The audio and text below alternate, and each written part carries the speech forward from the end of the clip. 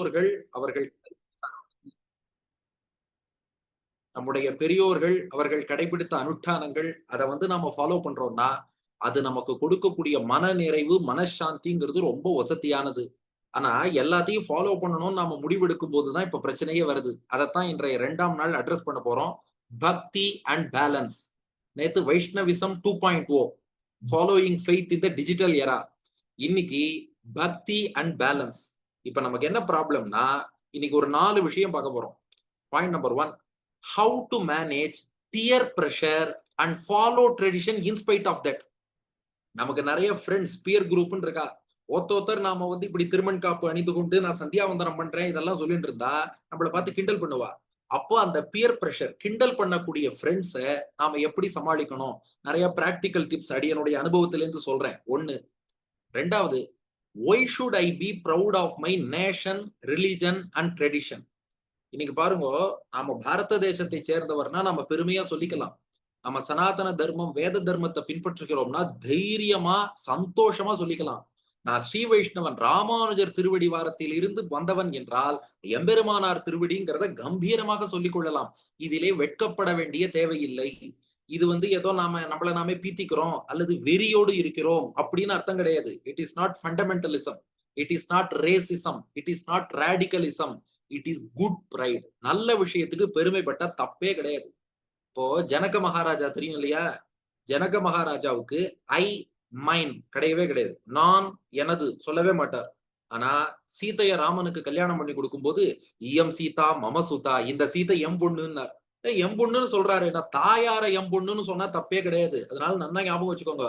பெரியாழ்வார் சொல்றாரா, ஒரு மகள் தன்னை உடையேன் உலகம் நிறைந்த புகழால் திருமகள் போல வளர்த்தேன் எம் பொண்ணு ஆண்டாள் சொல்லிக்கிறாரா இல்லையா? நல்ல விஷயத்துக்கு பெருமைப்படலாம், தப்பே கிடையாது. இதுதான் பாயிண்ட் நம்பர் 2.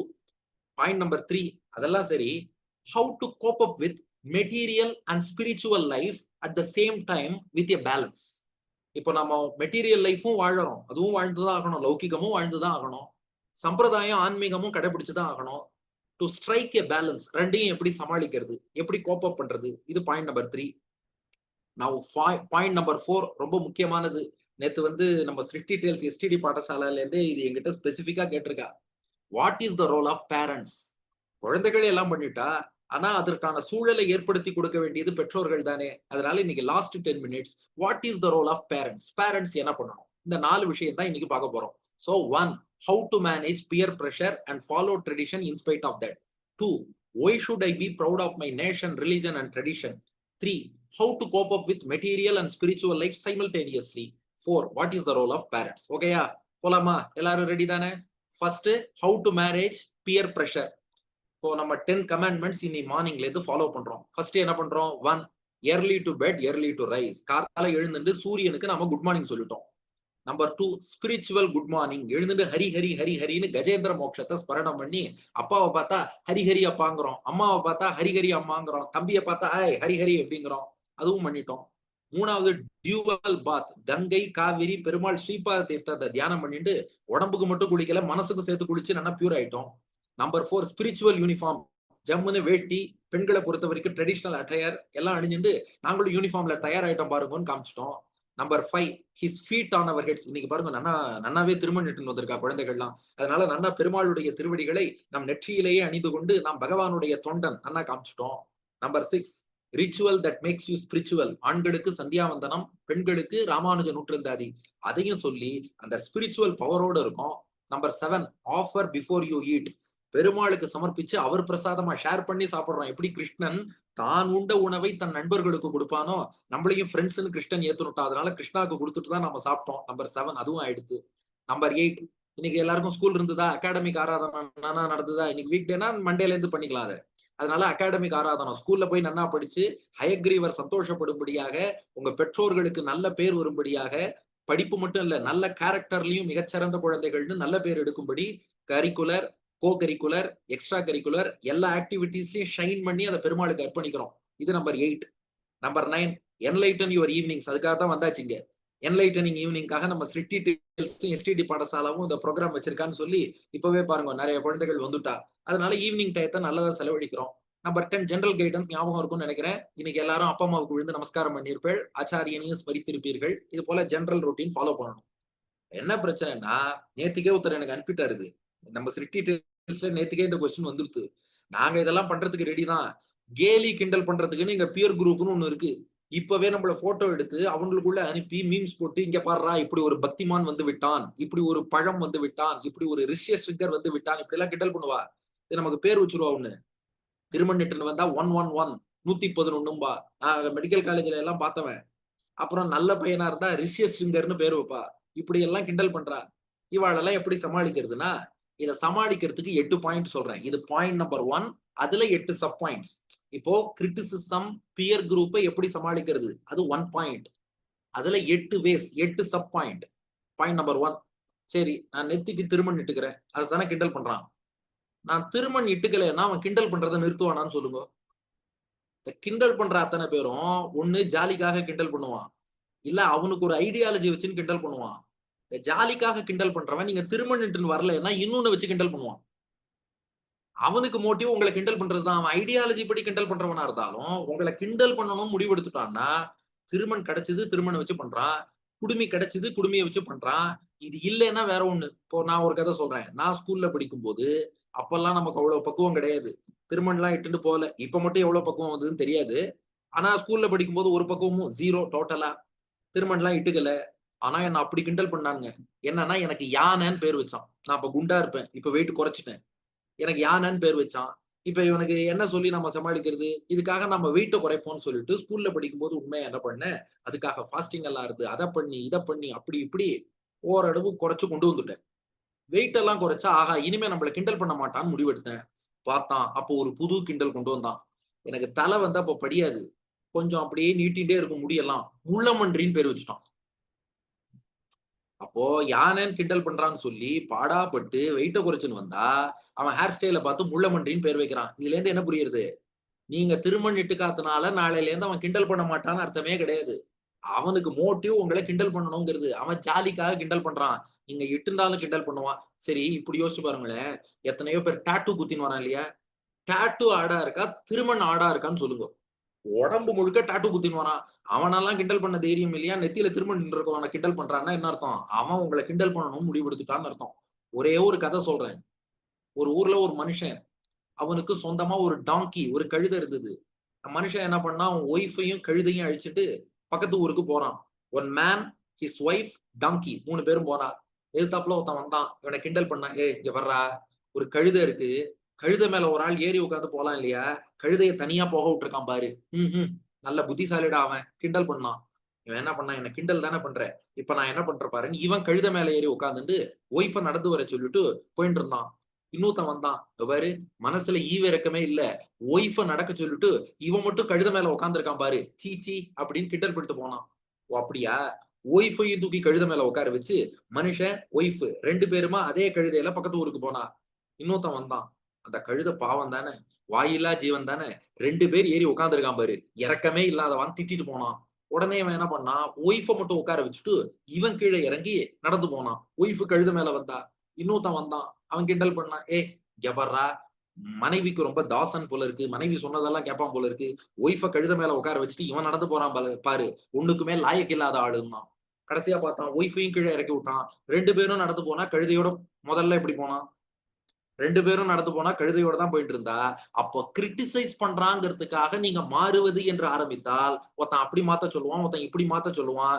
சிம்பிளா ஒரு ஜோக் சொல்லட்டுமா? நீங்க எல்லாரும் இந்த வடிவேலு ஜோக் பார்த்திருப்பீர்கள். "இங்கு நல்ல மீன்கள் விற்கப்படும்" அப்படின்னு ஒரு போர்டு இருக்கும். கேட்பாரு, "ஏய் இங்க தானே விக்கிற, லண்டன்லயா விக்கிறேன்பார்." இங்குங்கிறத அழிச்சுருவான். நல்ல மீன்கள் விற்கப்படும். அப்ப மத்தவங்கலாம் என்ன நொள்ள மீனா விக்கிறாங்க? இல்ல அப்ப நல்லவ அழிச்சிரு. மீன்கள் விற்கப்படும். மீன் விக்காம மானா விக்கிற? அழிச்சுடு. விற்கப்படும். எத விக்க போற? போடையா விக்க போற? இல்ல. அப்ப போடைய தூக்கி போட்டுடு. போடைய தூக்கி போட்டுட்டா எப்படி வியாபாரம் பண்ணுவ? கடைய மூடிடுன்றுவான். இதுதான் நெத்திக்கு இட்டுக்காதன்னு கிண்டல் பண்றவாளுடைய கதை. அவன் நெத்திக்கு இட்டுக்காதன்னு சொல்றான். சரி, நான் நாளைல இருந்து நெத்திக்கு இட்டுக்காம போறேன்னு வச்சுக்கோங்க. நாளைக்கு அவன் இன்னொன்னு சொல்லுவான். தலைய வந்து மொட்டை அடிச்சுக்கோம்பான். அவனுக்காக அடிச்சுக்க முடியுமா? அப்ப இன்னொருத்தனுக்காக நம்மை எந்த அளவுக்கு மாற்றிக்கொள்வது அப்படிங்கிறத நாம யோசிச்சு பார்க்கணும். அவன் கிண்டல் பண்றான், இவன் கிண்டல் பண்றாங்கிறதுக்காக மாத்துறேன்னா, நீங்க லைஃப்ல வாழவே முடியாது. இது பாயிண்ட் நம்பர் 1. 8 பாயிண்ட் மொத்தம் இருக்கு. பாயிண்ட் நம்பர் 1 என்ன ஞாபகம் வச்சுக்கணும்? இங்கு நல்ல மீன்கள் விற்கப்படும். அதுதான் பாயிண்ட் நம்பர் 1. ஓகேயா? பாயிண்ட் நம்பர் 2 ஒரு ஃப்ரெண்ட் எல்லாரும் என்ன சொல்றா, என் ஃப்ரெண்ட் கோச்சுக்கிறான், என் ஃப்ரெண்ட் கிண்டல் பண்றான். அதுக்காக நான் வந்து என்னுடைய அடையாளத்த விட்டுடுறேன். பூணல் போட்டுண்டா, நெத்திக்கிட்டுண்டா, ஃப்ரெண்ட் கிண்டல் பண்றாங்கிறேன். நான் ஒரு கேள்வி கேட்கிறேன். நீ நெத்திக்கு இட்டுக்கலைன்னா தான் உன்ன ஏத்துப்பேன்னு சொல்றவன் முதல்ல உண்மையான ஃப்ரெண்டா? ஒரு உண்மையான ஃப்ரெண்டுங்கிறவன் he should accept you as you are. நீங்க எப்படி இருக்கீங்களோ இருக்கிறபடி உங்கள அக்செப்ட் பண்ணிட்டு ட்ரூ ஃப்ரெண்ட்ஷிப் யார் காட்டுறானோ அவன் தான் ஃப்ரெண்டு. நீ இப்படி மாறினா தான் நீ என் ஃப்ரெண்டுன்னு ஒருத்தன் சொல்றான்னா, அவன் பிளாக்மெயிலரா ஃப்ரெண்டா? அப்படிப்பட்ட பிளாக்மெயிலர முதல்ல ஃப்ரெண்டா வச்சுக்கலாமா? அப்படிப்பட்டவனுக்காக நீங்க உங்க லைஃப இழக்கணுமான்னு யோசிச்சு பாருங்க. நமக்கு ராமானுஜ சம்பிரதாயத்துல ஒரு ஜென்மம் கிடைச்சிருக்குன்னா, இது கிடைக்கிறது அரிய பெரிய பாக்கியம். அது கிடைச்சிருக்கும்போது, எவனோ ரோட்ல போறவன் உன்ன கிண்டல் பண்றான். இவன ஃப்ரெண்டுன்னு நான் நம்பி, இவன் ஃப்ரெண்ட்ஷிப் வேணுங்கிறதுக்காக, எனக்கு காலாகாலமா கிடைச்ச இந்த பெரிய ஃப்ரெண்ட்ஷிப் எனக்கு ராமானுஜரோட ஃப்ரெண்ட்ஷிப் இருக்கு. கிருஷ்ணனோட ஃப்ரெண்ட்ஷிப் இருக்கு. ராமனோட ஃப்ரெண்ட்ஷிப் இருக்கு. நரசிம்மரோட ஃப்ரெண்ட்ஷிப் இருக்கு. ஹயக்ரீவரோட ஃப்ரெண்ட்ஷிப் இருக்கு. ஆண்டாளோட ஃப்ரெண்ட்ஷிப் இருக்கு. அது முக்கியமா? இந்த பிளாக்மெயிலரோட ஃப்ரெண்ட்ஷிப் முக்கியமா? யோசிச்சு பாருங்க. அப்படி சொல்றவன் ஃப்ரெண்ட் கிடையாது. உங்க ட்ரூ ஃப்ரெண்ட் நிச்சயமா உன்னோட ஐடென்டிட்டிய விட்டுட்டு வந்தா தான் ஏத்துப்பேன்னு ட்ரூ ஃப்ரெண்ட் சொல்ல மாட்டான். அப்படிப்பட்ட அப்படி யாராவது சொல்றான்னா அவள நம்பாதீங்க. நான் இதுக்கும் ஒரு பிராக்டிகல் எக்ஸாம்பிள் சொல்றேன். என் ஒய்ஃப் ஸ்கூல்ல படிக்கும்போது அவள கிண்டல் பண்ணுவாளாம். "நீ மாமி, நீ மாமி உனக்கு பாரு குடுமி வச்சவர் தான் கணவரா வருவார்ன்னு." இப்ப என் ஒய்ஃப் பெருமையா சொல்லிக்கிறா, "ஆமாமா குடுமி வச்சவர் தான் எனக்கு ஜம்முன்னு கணவரா வந்திருக்காரு. நான் ஹேப்பியா இருக்கேன்னு" சொல்லிக்கிறா. அப்போ குடுமி வச்சவர் உனக்கு கணவனா வரப்போறார்ன்னு ஒருத்தர் கிண்டல் பண்ணதுக்காக, குடுமி வச்ச கணவன அவ ரிஜெக்ட் பண்ணல. பின்னாடி குடுமி இருக்கு பாத்துக்கோங்க வேணா. குடுமியோட தான் கல்யாணம் பண்ணிண்டா. அதனால இப்படி யாரோ ஒருத்தர் ஒண்ணு சொல்லி கிண்டல் பண்றாங்கிறதுக்காக, நம்முடைய லைஃப நாம மாத்திக்கணும்னு தேவையில்ல. அவனுக்காக ஒண்ணு மாத்துறதுன்னு நாம ஆரம்பிச்சோம்னா என்ன அர்த்தம்? நமக்கு கிடைக்கிற பெரிய ஆப்பர்ச்சுனிட்டிய நாம இழக்கிறோம்னு அர்த்தம். அதனால இன்னொருத்தர் கிண்டல் பண்றவன் வந்து உண்மையில அவன் ஒரு ஃப்ரெண்டே கிடையாது. அப்படிப்பட்டவனோட ஃப்ரெண்ட்ஷிப்ப வச்சுக்க வேண்டாம். இது பாயிண்ட் நம்பர் 2. ஓகே புரிஞ்சுதா? அதனால யார் ஒருத்தன் பிளாக்மெயில் பண்றானோ, அவன் ஃப்ரெண்ட் கிடையாது. பிளாக்மெயிலர். Point number 3. அப்படி கேள்வி கேட்கறான்னு வச்சுக்கோங்களேன், ஃபர்மா உங்களோட ஸ்டாண்ட சொல்லுங்க. யாருக்குமே பயப்பட வேண்டாம். ஐய்யயோ! கிண்டல் பண்றானே, பயந்து ஒதுங்குறது அதெல்லாம் பண்ணா ரொம்ப பண்ணுவான். அதே சமயம் அரகன்ட்டாவும் பேச வேண்டாம். யாரையும் எதிர்த்து பேச போறதில்ல. நம்ம என்ன ஸ்கூலுக்கு சண்டை போடவா போறோம்? படிக்கிறதுக்கு தானே போறோம். அகாடமிக் ஆராதனம் பண்றதுக்கு தானே போறோம். அதனால அங்க போய் யார்ட்டயும் நீங்க சண்டையும் போட வேண்டாம். அதுக்காக ரொம்பவும் பணிஞ்சு போக வேண்டாம். ஃபர்ம்ன்னு ஒண்ணு சொல்லுவா இல்லையா? அரகன்ட்டா பேசுறதுன்னு ஒண்ணு இருக்கு. சப்மிசிவா பேசுறதுன்னு ஒண்ணு இருக்கு. கான்ஃபிடென்ட் அண்ட் ஃபர்மா பேசுறதுன்னு ஒண்ணு இருக்கு. பி ஃபர்ம், பி கான்ஃபிடன்ஸ் என்னுடைய சம்பிரதாயம்ப்பா. நான் பெருமாளுடைய பக்தன். அவருக்கான குறிய நெத்தியில அணிஞ்சுட்டு இருக்கேன். ஒரு சிங்கா இருக்கிறவர் தலையில டர்பன் அணிந்து கொள்வதற்கு அவருக்கு எல்லா அதிகாரமும் இருக்கு இல்லையா? அவரை நீ ஏன் அணிஞ்சுட்டு இருக்கேன்னா, என்னுடைய ட்ரெடிஷன் நான் அணிஞ்சுக்கிறேன்னு சொல்றாரா இல்லையா? அதுபோல ஒத்தொத்தருக்கும் அவரவருடைய ட்ரெடிஷன் இருக்கு இல்லையா? என்னுடைய ட்ரெடிஷன் இதற்கான அடையாளத்த அணிஞ்சுட்டு இருக்கேன்னு தைரியமா சொல்லுங்க. நான் மெடிக்கல் காலேஜ் ஃபர்ஸ்ட் இயர் உள்ள போனேன். என் நிலைமைய நெனச்சு பாருங்க. என் ஃபேஸ நன்னா பாருங்க. மெடிக்கல் காலேஜ் ராகிங்க ஃபேஸ் பண்ணவன்னா பாருங்க. நம்ம மூஞ்சிக்கு எவ்வளவு ராகிங் பண்ணுவான்னு நெனச்சு பாருங்க. மெடிக்கல் காலேஜ் ஃபர்ஸ்ட் இயர் போனேன். ஒரு சீனியர் வந்தா. பொதுவா இந்த செகண்ட் இயர் படிக்கிறவ தான் ராகிங் பண்ணுவா first year. Third year, fourth இயர்லாம் கூட ஓரளவு விட்டுருவா. இந்த இமிடியேட் சீனியர்ன்னு இருக்கா பாருங்க. ரொம்ப பண்ணுவான். மொத்தம் என்ன கூப்பிட்டான், "இங்க வா. பால் சாப்பிடுவியான்னு?" கேட்டான். சாப்பிடுவேனேன்னேன். அப்புறம் ஏன்டா வெஜிடேரியன்னு சொல்லிக்கிறேன்னான். பால் வெஜிடேரியனா? நான் வெஜிடேரியனா? என்ன சொல்றேள்? நான்வெஜ் தானே பால்.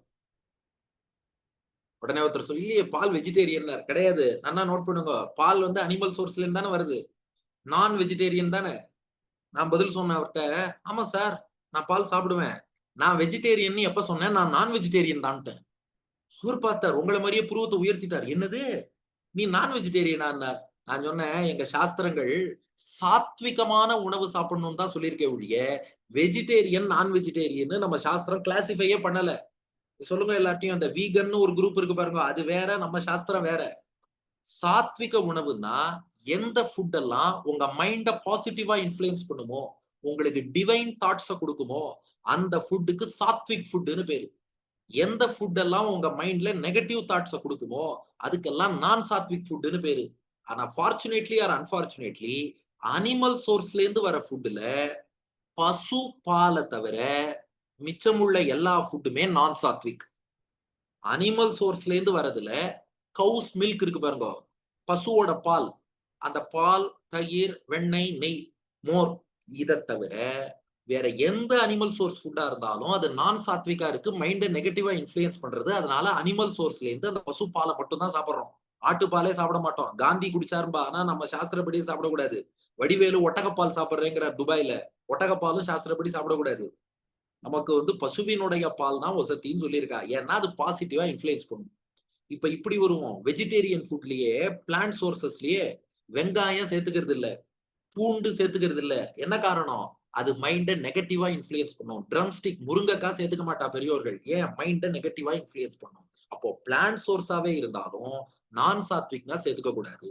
அனிமல் சோர்ஸாவே இருந்தாலும், சாத்விக்னா சேர்த்துக்கிறோம். சாத்விக், நான் சாத்விக் தான் கிளாசிஃபிகேஷன்னு அவர் மிரண்டு போயிட்டார். அந்த சீனியர் அதுக்கப்புறம் 5 வருஷம் என்ன ராகிங்கே பண்ணல. என்ன காரணம்னா, இந்த நல்லா ஞாபகம் வச்சுக்கோங்க. இது எக்ஸ்பீரியன்ஸ்ல சொல்றேன். இந்த ராகிங் பண்ண வரவா அத்தன பேரும், உங்களுக்கு பதில் தெரியாதுன்னு நெனச்சிருந்தா ராகிங் பண்றோம். உங்கள கிண்டல் பண்றா இல்லையா? இத கேட்டா நீ பதில் சொல்ல தெரியாம முழிப்பான். ஆஹான்னு கை தட்டி சிரிக்கலாம். 4 பேர வச்சு உங்கள இன்சல்ட் பண்ணலாம். அவனுக்கு வேற என்ன மோட்டிவ் இப்போ? உங்கள வேற ஏதோ சாப்பிட வச்சா உனக்கு ஒண்ணும் ஆகப்போறதில்ல. அந்த நேரத்துக்கு ஒரு ஜாலி. 4 பேர வச்சு கை தொட்டி உங்கள பார்த்து சிரிக்கணும்னு. பட் நீங்க ஆன்ஸர் சொல்லிட்டா, இந்த கிண்டல் பண்ண 4 பேர அழிச்சுன்னு வந்தான் பாருங்க. அந்த 4 பேர் இவன பார்த்து சிரிச்சுருவான். அதனால உங்கள அப்புறம் கிண்டல் பண்ண மாட்டான். உங்கள வந்து ஒரு ஆப்ஜெக்ட் ஆஃப் ஹியூமரா ஆக்கணும்னு நெனப்பான். நீங்க பதில் சொல்லிட்டா, he will become an object of humour. இது நல்லா ஞாபகம் வச்சுக்கோங்க. அதனால ஃபர்மா பதில் சொல்லுங்க. பயப்பட வேண்டாம். இது பாயிண்ட் நம்பர் 3. பாயிண்ட் நம்பர் 4 இந்த மாரி கிண்டல் பண்றா இல்லையா? இத என்னைக்குமே பெருசா எடுத்துன்றாதீங்கோ. Don't take it to the heart. அத கண்டுக்காம போறது தான் வசதி. இப்போ நீங்க அவன் கிண்டல் பண்றாங்கிறதுக்காக ஃபீல் பண்ணிட்டாலோ, ஐயோ! என்ன இப்படி கிண்டல் பண்ணிட்டானே, உட்கார்ந்துட்டா ரொம்ப பண்ணுவான். அவனுக்கு மோட்டிவ் என்ன தெரியுமா? உங்கள கஷ்டப்படுத்தணும். ஐயோ! என்ன கிண்டல் பண்ணிட்டானேன்னு நீங்க வருத்தப்படணும். இத பார்த்து அவன் சிரிக்கணும்னு நெனைக்கிறான். அவனுக்கு அந்த சிரிக்கிற சான்ஸ குடுக்கலாமா? அவன சிரிக்கவே விடக்கூடாது. அதுக்கு என்ன வழின்னா, அவன் என்ன கிண்டல் பண்ணாலும், நீங்க ஜாலியா சிரிச்சுட்டே போயிடணும். நீங்க சிரிச்சுண்டே போயிட்டேன்னா, ஒரு ஸ்டேஜ்ல அவன் டயர்ட் ஆயிடுவான். கிண்டல் பண்ணி, கிண்டல் பண்ணி, கிண்டல் பண்ணி, இவன் அழுவான், கதறுவான், ஃபீல் பண்ணுவான்னு பார்த்து, பார்த்து ஒண்ணுமே முடியலன்னா, சரியா போச்சு போ. இவன்ட்ட நடக்காது. நான் அடுத்த ஆள்ட்ட போறேன்னு போயிடுவான். அதனால இந்த 4த் பாயிண்ட் கொஞ்சம் நன்னாவே எழுதி வச்சுக்கோங்க. ஒருவேள ஒருத்தன் பேசுறது, கிண்டல் பண்றது உங்கள ஹர்ட் பண்ணாலும், அவன்ட்ட வெளியில காட்டாதீங்க. நீங்க பாட்டுக்கு கண்டுக்காம நம்ம எதுக்கு ஸ்கூலுக்கு போறோம்? படிக்கிறதுக்கு. நல்லொழுக்கம், நல்ல விஷயங்கள செய்யறதுக்கு. இப்ப இவனோட ஆர்க்யூ பண்ணி என்ன ஆகப் போறது? அதனால எவ்வளவு கிண்டல் பண்ணாலும், don't take it to the heart. Just ஜாலியா எடுத்துன்னு போயிட்டே இருங்க. எல்லாமே ஸ்கூல், காலேஜ பொறுத்தவரைக்கும் கொஞ்சம் விளையாட்டா எடுத்துன்னு போயிட்டோம்னா பிரச்சனை இல்ல. இத ரொம்ப சீரியஸா வச்சுட்டு, யோசிச்சு டவுன் ஆனா, அவன் ரொம்ப ரொம்ப பண்ணுவான். ஒரு சின்ன உதாரணம் சொல்றேன். என் ஃப்ரெண்ட் பாஸ்கின்னு நல்ல காமெடியன். அவர் சொல்லுவார், இந்த பேங்க்ல இருந்து ஃபோன் வரும். உங்களுக்கு தெரியாது. உங்க பேரன்ட்ஸ்ட்ட கேட்டா சொல்லுவா. நாங்க டிசி பேங்க்ல இருந்து பேசுறோம். உங்களுக்கு பர்சனல் லோன் வேணுமா? உங்களுக்கு இன்சூரன்ஸ் வேணுமா? அது வேணுமா? இந்த மாரி நெறைய கால்ஸ் வரும். உங்க பேரன்ட்ஸ்ட்ட கேளுங்களேன், ஒரு நாளைக்கு எவ்வளோ கால்ஸ் வருதுன்னு. நீங்க என்னதான் எனக்கு பண்ணாத, எனக்கு வேலை இருக்கு சொன்னாலும், அவன் விடமாட்டான். திரும்ப திரும்ப பண்ணிட்டே இருப்பான். லைக் என் ஃப்ரெண்ட் பாஸ்கி சொன்னார். அவனுக்கு வேற மாரி பதில் சொல்லணும். ஃபோன் எடுத்து, "சார் பர்சனல் லோன் வேணுமான்னு." "சொல்லுங்க சார், என்ன கேட்டீங்க?" "பர்சனல் லோன் வேணுமா?" "என்ன சார் கேட்டீங்க? புரியல சார்." "பர்சனல் லோன் வேணுமா?" "என்ன கேட்டீங்க? புரியல சார்." "பர்சனல் லோன் வேணுமா?" "என்ன கேட்டீங்க? புரியல சார்." இப்படியே சொன்னா, என்னடா இது திரும்ப திரும்ப பேச வைக்கிறானேன்னு டென்ஷன் ஆயி, உங்க நம்பர அவன் பிளாக் பண்ணிட்டு போயிடுவான்.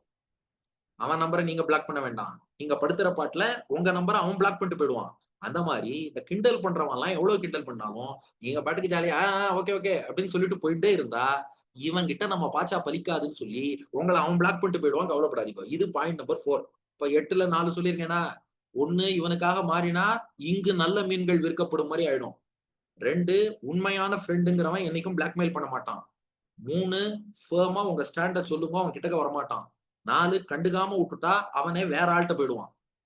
நம்பர் 5 இது நேத்துக்கு ஒருத்தர் WhatsAppல வந்தது. ஒருத்தர் கேட்டிருந்தா கொஸ்டின்.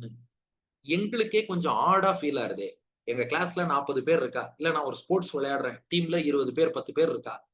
நான் ஒருத்தர் மட்டும் நெத்தியில திருமண், ஸ்ரீசூர்ணம் எல்லாம் இட்டுன்னு போனா, "won't I be an odd man out or odd woman out?" அந்த மாரி நான் தனி ஆளா தெரிய மாட்டேனேன்னா, கொஞ்ச நாளைக்கு அப்படி தெரியும்.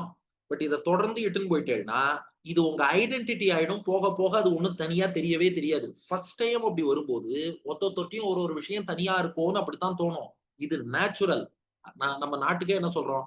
யூனிட்டி இன் டைவர்சிட்டிங்கிறோம். எங்க நாட்டுல எல்லா விதமான டைவர்சிட்டியும் உண்டு. ஆனாலும் ஒத்துமையா இருக்க சொல்றோமா இல்லையா? அப்ப இந்த டைவர்சிட்டில ஒருத்தர் தலையில கேப் வச்சுப்பார். ஒருத்தர் அவருடைய அடையாளத்த கழுத்துல அடிச்சுப்பார். நாங்க நெத்தியில திருமண் காப்பு அணிஞ்சுக்கிறோம், பூணல் போட்டுக்கிறோம். These are all our own traditions. இந்த டைவர்சிட்டிங்கிறதுக்குள்ள இதுவும் இருக்கு. இருந்தாலும் யூனிட்டி இன் டைவர்சிட்டின்னு தானே சொல்றோம். இத்தனை டைவர்சிட்டி இருந்தாலும் நம்ம யூனிட்டின்னு ஒத்துமையா தானே இருக்கணுங்கிறேன். உங்களுக்கு ஒரு சின்ன எக்ஸாம்பிள் சொல்றேன். இது ஆடா ஃபீல் ஆகாதுங்கிறதுக்காக. நம்ம ஒரு 2003 வேர்ல்டு கப் அந்த மாரி டைம் எடுத்துப்போம். கிரிக்கெட் டீம், இந்தியன் கிரிக்கெட் டீம்ல. ஹர்பஜன் சிங்னு ஒரு பவுலர் இருந்தார் இல்லையா? அவர் மட்டும் தலையில டர்பன் கட்டிட்டு இருப்பார். ஆட் மேன் அவுட்டா இல்லையா? ஹர்பஜன் சிங் எங்கேயாவது ஆட் மேன் அவுட்ன்னு ஃபீல் பண்ணாரா?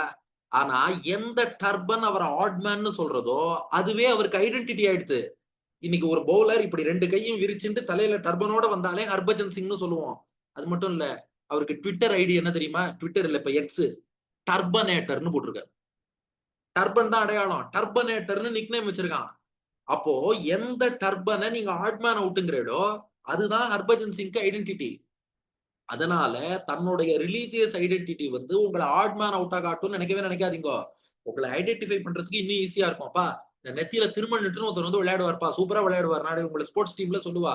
கிளாஸ்ல உங்க டீச்சர் ஐடென்டிஃபை பண்ணணும்னா, ஏய் அந்த திருமணம் இருக்க பையன் எவ்வளவு நன்னா பதில் சொல்லுவான். அது உங்களோட ஐடென்டிட்டி. நன்னா நினைச்சு பாருங்கோ. நமக்கு தலை கலஞ்சிருக்கும், மூஞ்சி கோணலா இருக்கும். இந்த மாரிலாம் ஐடென்டிட்டி சொல்றத விட, பெருமாள் திருவடி நமக்கு ஐடென்டிட்டியா இருக்குன்னா, அதுக்கு பெருமைப்படணுமா, அவமானப்படணுமான்னு சொல்லுங்க. நமக்கு ஐடென்டிட்டி என்னன்னா, பெருமாள் திருவடி அவன் நெத்தியில இருக்கும். அதுதான் ஐடென்டிட்டி. நமக்கு இல்ல. நம்மாழ்வார் சொல்றார்.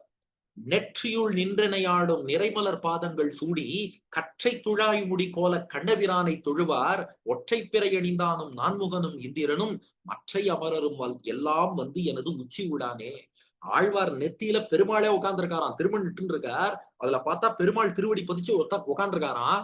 ஆழ்வார் வரும்போது பார்த்தா பெருமாளே வராருன்னு சொல்றாராம். அப்ப இது நல்ல மங்களகரமான அடையாளம் தான். இன்னைக்கும் பாருங்க பெரிய பக்தர்கள்லாம் என்ன சொல்லுவா, திருமணம்னு ஒருத்தர் வந்தா, ஏய் பெருமாளையே பார்த்த மாதிரி இருக்கும்பா. அதனால இது வந்து உங்களுக்கு ஒரு நல்ல அடையாளம் தானே ஒழிய, இல்லைன்னா வேற ஏதாவது கர்லிங் ஹேர்ன்னு ஒருத்தன் அடையாளம் சொல்லுவான். கர்லிங் ஹேர் அடையாளம்ங்கிறது பெஸ்ட்டா? திருமண்கிற அடையாளம் பெஸ்ட்டான்னு நினைச்சு பாருங்க. அப்படித்தான் நாம எடுத்துக்கணும். அதனால டர்பனேட்டர ஞாபகம் வச்சுக்கோங்க. இது ஆட் மேன் அவுட்டா உங்களுக்கு ஃபீலிங்கே வராது. அப்புறம் நம்பர் 6 சொல்றேன். இந்த கிரிட்டிசிசம், கிண்டல்லாம் பண்றான் இல்லையா? இதுக்கெல்லாம் ஃபுல் ஸ்டாப் வைக்க ஏதாவது வழி இருக்கா? எப்படினாலும் கிண்டல் பண்றாங்கிறது தெரிஞ்சு போச்சு. இந்த கிண்டலுக்கு எப்படி ஃபுல் ஸ்டாப் வைக்க முடியும்னா, ஒரே ஒரு வழி இருக்கு. நீங்க வாழ்க்கையில பெருசா அச்சீவ் பண்ணுங்க. ஏன் திருமணம்ன்னு சாதிக்க முடியாதா? அது உங்க அகாடமிக்கா இருக்கலாம், கோ கரிக்குலர், எக்ஸ்ட்ரா கரிக்குலர் ஆக்டிவிட்டீஸா இருக்கலாம். திருமணம்ன்றவான்னா எதுவும் சாதிக்க மாட்டாளா? அப்போ லைஃப்ல பெருசா சாதிச்சு காட்டுங்க. உங்கள யாரெல்லாம் கிண்டல் பண்ணாலோ, நீங்க நாளைக்கு ஒரு பெரிய போஸ்ட்க்கு வரும்போது, அது ஸ்பிரிச்சுவலாவும் பெரிய ஆளா வந்து, அகாடமிக்ஸ்லயும் நீங்க பெரிய ஆளா வந்து, சொசைட்டில நீங்க ஒரு செலிபிரிட்டியாக நாளைக்கு வந்தால், யாரெல்லாம் கிண்டல் பண்ணாலோ, உங்க வீட்டு வாசல்ல அத்தன பேரும் வந்து நிக்கிறாளா இல்லையான்னு பாருங்க. இதுவும் என்னோட ஓன் எக்ஸ்பீரியன்ஸ் சொல்றேன். என்ன காலேஜ்ல கிண்டல் பண்ணான். இவன் நெத்திக்கு இட்டுன்னு வரான். நீ வந்து ம என்ன பார்த்து கேட்ட கேள்வி, "நீ மருத்துவம் படிக்க வந்தாயா? மணியாட்ட வந்தாயான்னு?" கேட்டான். என்னை பார்த்து கேட்கப்பட்ட கேள்வி, "நீ மருத்துவம் படிக்க வந்திருக்கியா? மணியாட்ட வந்திருக்கியா?" நான் ஓப்பனா பதில் சொன்னேன். "நான் மணியாட்டினே மருத்துவம் பார்ப்பேன். கவலைப்படாதீங்கன்ட்டேன்." அதுதான் நான் சொன்ன ஆன்ஸர். "நான் மணியாட்டினே மருத்துவம் பார்க்கிறேன். நீங்க அத பத்தி கவலைப்படாதீங்கன்ட்டேன்." இது காலேஜ்ல எக்கச்சக்க ஏச்சு பேச்சு, கிண்டல் எல்லாத்தையும் சமாளிச்சேன். அதுக்கப்புறம் டாக்டர் முடிச்சு, கவர்ன்மென்ட் டாக்டரா கொஞ்சம் ஒரு 10 வருஷம் கவர்ன்மென்ட் டாக்டரா அதுக்கப்புறம் வொர்க் பண்ணேன். கவர்ன்மென்ட் ஹாஸ்பிட்டல்ல, ஹாஸ்பிட்டலுக்கு சீஃப் டாக்டரா அங்க போய் டாக்டர் சீட்ல உட்கார்றேன். இதே மாரி பட்டையா திருமண். என்னோட எந்த ஃபோட்டோ வேணாலும் பாருங்கோ. நான் ஏதோ உபன்யாசத்துக்காக திருமணத்துக்கு ஆள் கிடையாது. எங்க போனாலும் இதே திருமண் தான். இப்ப கிளினிக்ல போய் உட்கார்ந்தாலும் இதே அளவுக்கு பட்டையா தான் திருமண் 12 திருமணத்துக்கு தான் போவேன். கா ஹாஸ்பிட்டல் கவர்ன்மென்ட் ஹாஸ்பிட்டல்ல கவர்ன்மென்ட் டாக்டரா இதே திருமணோட போய் உட்கார்ந்தேன். அப்போ ஒருத்தருமே கிண்டல் பண்ணல. Good morning sir, good morning சார்ன்னு எல்லாரும் விஷ் பண்ணிட்டு போனா. ஏன் என்ன விஷ் பண்ணிட்டு போனா? யோசிச்சு பாருங்க உங்களுக்கு ஆன்ஸர் புரியும். காலேஜ்ல படிக்கும்போது அவ்வளவு பேர் என்ன கிண்டல் பண்ணா, "மணியாட்ட வந்தியான்னு?" கேட்டான். ஜிஹெச்ல சீஃப் டாக்டர்ன்னு வந்து உட்கார்றான். ஒருத்தர் கூட கிண்டல் பண்ணல. என்ன காரணம்? அந்த ஜிஹெச்ல நான் தான் கிங்கு. அங்க நான் தான் ஹையஸ்ட் போஸ்ட். நான் மேலதிகாரியா வந்ததுக்கு அப்புறம், நான் திரும்ப ஏன் ஆயிட்டுன்னு இருக்கேன்னு யாரும் கிண்டல் பண்ண முடியாது.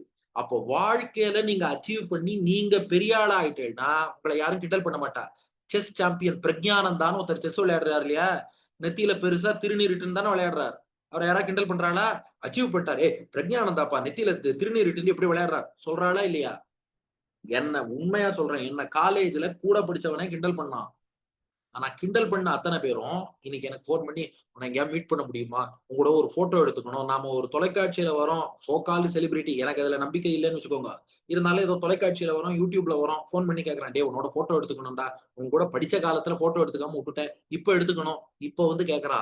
அப்போ யார் கிண்டல் பண்ணாலும், ஜஸ்ட் அதெல்லாம் ஸ்டெப்பிங் ஸ்டோன்ஸ் ஆஃப் சக்சஸா வச்சுக்கோங்க.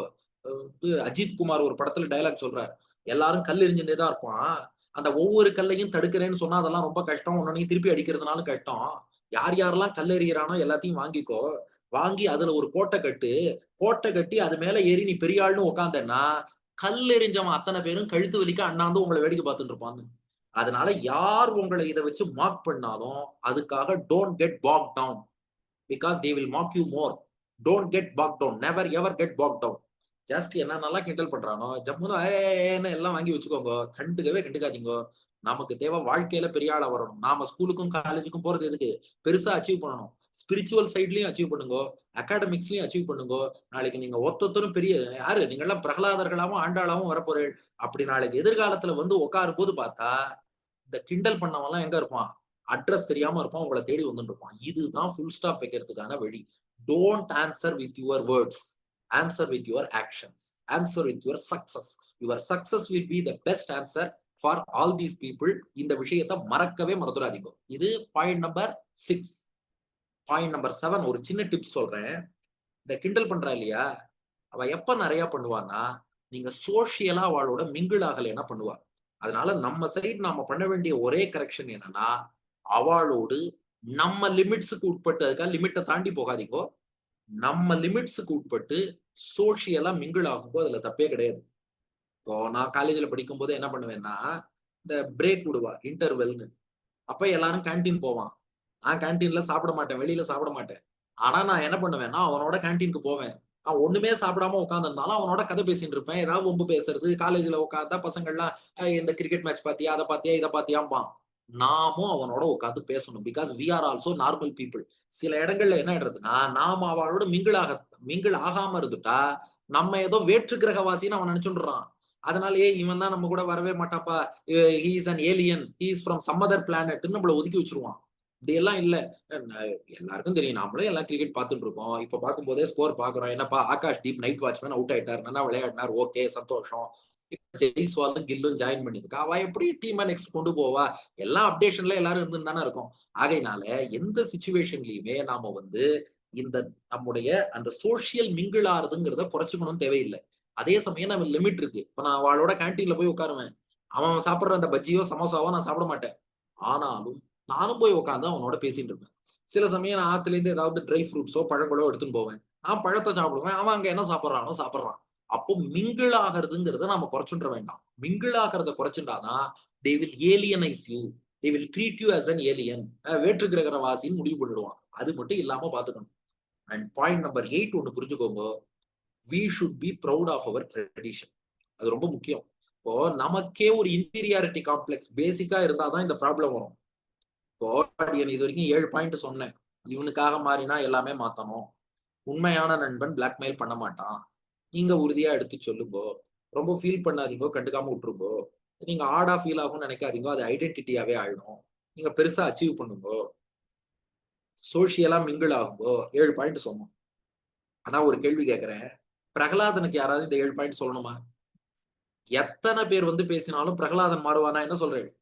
பிரகலாதனை கூப்பிட்டு இங்க வாப்பா, இதெல்லாம் வேண்டாம், நாங்க சொல்றதை கேளு, எங்க குரூப்ல வா, நாங்க உன்னோட பேச மாட்டோம், ஒழுங்கா நெத்தியில உள்ள திருமணம் அழிச்சிடு, நாராயணா சொல்றதை நிறுத்திடு, அப்பதான் ஃப்ரெண்டுனா பிரகலாதன் மாறுவானா? அவனோட ஒரு துருவன் ஒருத்தன் இருந்தான். துருவனை பத்தி தெரியுமா? துருவன் ஒருத்தன் காட்டுக்கு தபஸ் பண்றேன்னு போனான். அவனை டிஸ்கரேஜ் பண்ணது யாரு தெரியுமா? நாரதர். நாரதர் கழகம் நன்மையில் முடியும் பா. இந்த துருவன் காட்டுக்கு தபஸ் பண்றேன்னு போனான். எதிர்த்தாப்புல நாரதர் வந்தார். பார்த்து ஏய் எங்கடா போறேன்னு கேட்டார். மகரிஷி நான் காட்டுக்கு போறேன். என் தம்பி வந்து அப்பா மடியில உட்கார்ந்தான். எங்க அப்பா என்ன மடியில உட்காரக்கூடாதுன்னு சொல்லிட்டார். என் சித்தியும் தடுத்துட்டா. அதனால நான் பெருமாளை குறித்து தபஸ் பண்ணி அப்பா மடி தம்பிக்கே போகட்டும், நான் ஒரு பெரிய பதவி வாங்க போறேன், ஒரு பெரிய சீட்ல நான் போய் உட்காரணும், அதுக்காக தபஸ் பண்றேன். நாரதர் சிரிச்சாரு. என்னது தபஸா? டேய் உனக்கு ட்விங்கிள் ட்விங்கிள் லிட்டில் ஸ்டார்னு ரைம் சொல்ல தெரியுமா? தபஸுக்கு ஸ்பெல்லிங்கே தெரியாது, தபஸ் பண்ண போறேங்கிறியே, உனக்கு தபஸை பத்தி என்னடா தெரியும்னார். துருவன் சொன்னா அதெல்லாம் எனக்கு தெரியாது மகரிஷி, எனக்கு அவமானம் ஏற்பட்டு விட்டது, அதற்கு சரியான வெகுமானம் கிடைக்கணும், நான் போய் தபஸ் பண்ணியே தீருவேன், பெருமாளை சேவிச்சே தீருவேன்னா. நாரதர் சொன்னார், பாரா சின்ன வயசு விளையாடுற பருவம், இதுல என்ன அவமானம் வெகுமானம், பெரிய பசங்க மாதிரிலாம் வார்த்தையெல்லாம் பேசக்கூடாது, ஒழுங்கா திரும்பி போ, கல்யாணம் பண்ணிக்கோ, நல்லா வாழு, இதெல்லாம் ஒரு 60 வயசுக்கு மேல தபஸெல்லாம் பத்தி யோசிச்சுக்கலாம், திரும்பி போண்டா. துருவன் சொல்லிட்டான், முடியவே முடியாது, நான் பெருமாளை சேவிச்சே தீருவேன்னா. பாருங்க, நாரதரே சொன்னாலும் கன்வின்ஸ் ஆகாம இருந்தான். சான்ஸ்கிரிட்ல துருவனா கான்பிடன்ட், ஃபர்ம், ஸ்டெடின்னு இருக்கும். என்னானாலும் தன் ஸ்டாண்ட்ல மாற மாட்டான், உறுதியாக இருப்பான். அதனாலதான் துருவன்னு பேரு. அப்ப அவனை யாரா கன்வின்ஸ் பண்ண முடியுமா? அப்ப நம்முடைய ட்ரெடிஷன் மீது நமக்கு ஒரு பற்றும் பெருமிதமும் இருந்ததுனால் நாம அதுல இருந்து மாற மாட்டோம். இன்னொருத்தன் கிண்டல் பண்ணாலும் அது நமக்கு பெருசா தெரியாது. இதுக்கு என்ன எக்ஸாம்பிள்னா, இப்ப பாடி ஷேமிங்கிறது எவ்வளவு பேர் பண்றாங்க? பாடி ஷேமிங் பண்றா இல்லையா? அதுக்காக யாராவது பாடியே மாத்திக்கிறாளா? பிளாஸ்டிக் சர்ஜரி போய் ஏன் பண்றது இல்ல? இது என் உடம்பு. இருக்கு இல்லையா அந்த அபிமானம்? என் உடம்பு இப்ப 1000 இருந்தாலும். சொல்றோமா இல்லையா? அது போல 1000 பேர் கிண்டல் பண்ணாலும், என் சம்பிரதாயம்ங்கிற அந்த பிடிப்பு இருக்கணும். அத நாம எக்காரணம் கொண்டும் விடாம இருந்துட்டோம்னாலே, இதெல்லாம் ஒரு பெரிய மேட்டராவே தெரியாது. நாம பாட்டுக்கு அடுத்த வேலைய பார்த்துட்டு போயிடலாம். ஓகேயா? உங்களுக்கு கன்வின்சிங்கான 8 பாயிண்ட் வந்துருத்தான்னு சொல்லுங்க. டீல் பண்ணிடலாம் இல்லையா? இனிமே யாரும் கிண்டல் பண்றாங்கிறதுக்காக யாரும் பயப்பட வேண்டிய தேவையில்லை. இதற்காக தயங்க வேண்டிய தேவையில்லை. 10 கமாண்ட்மென்ட்ஸ் நேத்துக்கு எப்படி சொன்னோமோ, அதே மாரி நீங்க ஃபாலோ பண்ணிட்டே வரலாம். இத யார் நடுவுல புகுந்தாலும் நீங்க பயப்பட வேண்டாம். இப்போ நம்ம 2ண்ட் பார்ட்டுக்கு வருவோம். Why should I be proud of my nation, tradition and சம்பிரதாயம்? ஏன் இது அது பெருமைப்படணுமா? ஒருவேள அப்படி நான் பெருமைப்படுறேன்னு சொன்னா, அது ஏதாவது ஃபண்டமெண்டலிசம், ரேசிசம், அந்த இசம், இசம், இசம் நெறைய சொல்றாளே, அந்த கோஷ்டி எதுலயாவது இது வந்துருமா? பெருமைப்படுறதுங்கிறது ரைட்டானா? ஒரு விஷயம் சொல்றேன் உங்களுக்கு. நம்ம நாட்ட பத்தி நாம பெருமைப்படணும். ஏன்னா இது நமக்குன்னு இல்ல. ரிஷிகள்ங்கிறவா எல்லாத்துக்கும் அப்பாற்பட்டவா தானே. இந்த ஆசையெல்லாம் துறந்தவர்கள் தானே ரிஷிகள். இந்த தேசத்திலே தோன்றிய ரிஷிகள் இந்த நாட்ட பத்தி கொண்டாடி இருக்காங்க. பராசர ரிஷி விஷ்ணு புராணத்தை வழங்கியவர். அந்த பராசர ரிஷி விஷ்ணு புராணத்துல பாரத தேசத்தின் பெருமை என்னங்கிறத பத்தி சொல்றார். நீங்க கூகுள்ல இத ரெஃபர் பண்ணுங்கோ. விஷ்ணு புராணத்துல 2ண்ட் அம்சம் 3rd அத்தியாயம் 24th ஸ்லோகம். இன்னைக்கு நான் உங்களுக்கு பிடிஎஃப் குடுக்கல. ஏன் தெரியுமா? நேத்துக்கு சாம்பிள் குடுத்தாச்சு. இன்னைக்கு நீங்க கூகுளாச்சாரியார்ல இத போய் சர்ச் பண்ணுங்க. ஏன்னா நம்ம கூகுள்ல நெறைய சர்ஃபிங்ன்னு எதையோ போய் தேடிட்டு இருக்கோம். இன்னைக்கு இந்த ஸ்லோகம் எல்லாரும் தேடுங்க, நோட் பண்ணி இப்ப இல்ல, முடிஞ்சப்புறம்.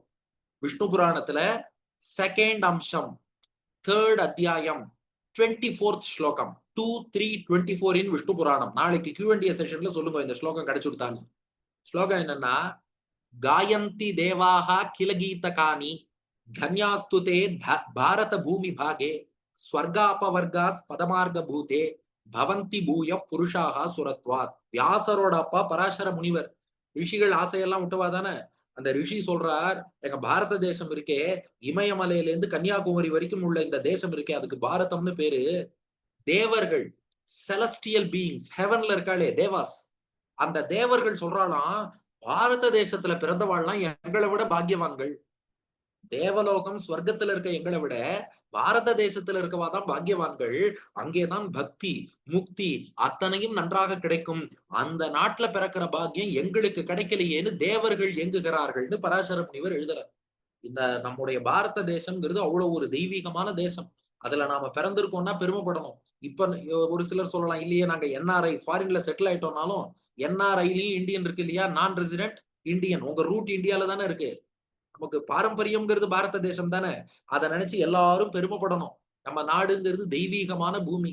சொன்னா ஒருத்தர் கேட்டார், எப்பா இந்த நாட்டிலயும் அதே நதி, மலை, காடு, again reverse, mountains and then forest, இதே தானப்பா இருக்கு. இதை மட்டும் ஏன் தெய்வீகம்னு சொல்றேன்னா, நான் ஒரு உதாரணம் சொல்றேன்.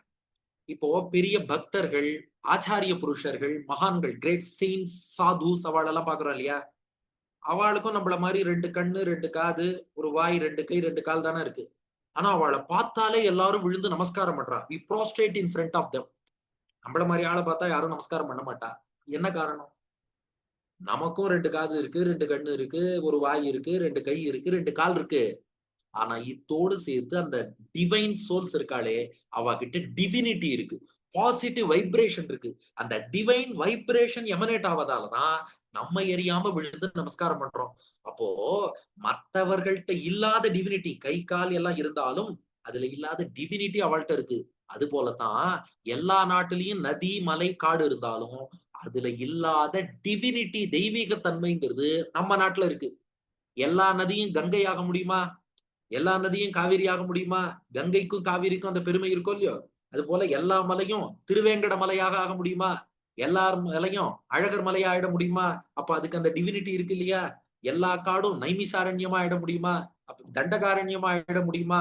அப்ப இங்க உள்ள காடும் தெய்வீகமானது, நதியும் தெய்வீகமானது, மலையும் தெய்வீகமானது. ஒரு நாட்டுல மட்டும் அப்படி இருக்கலாமான்னா, உங்களுக்கு லாஜிக்கலா ஒரு ஆன்சர் சொல்றேன். நாம ஒரு வீடு கட்டுறோம்னு வச்சுக்கோங்களேன். You build a home. அதுல நிறைய ரூம் இருக்கும் இல்லையா?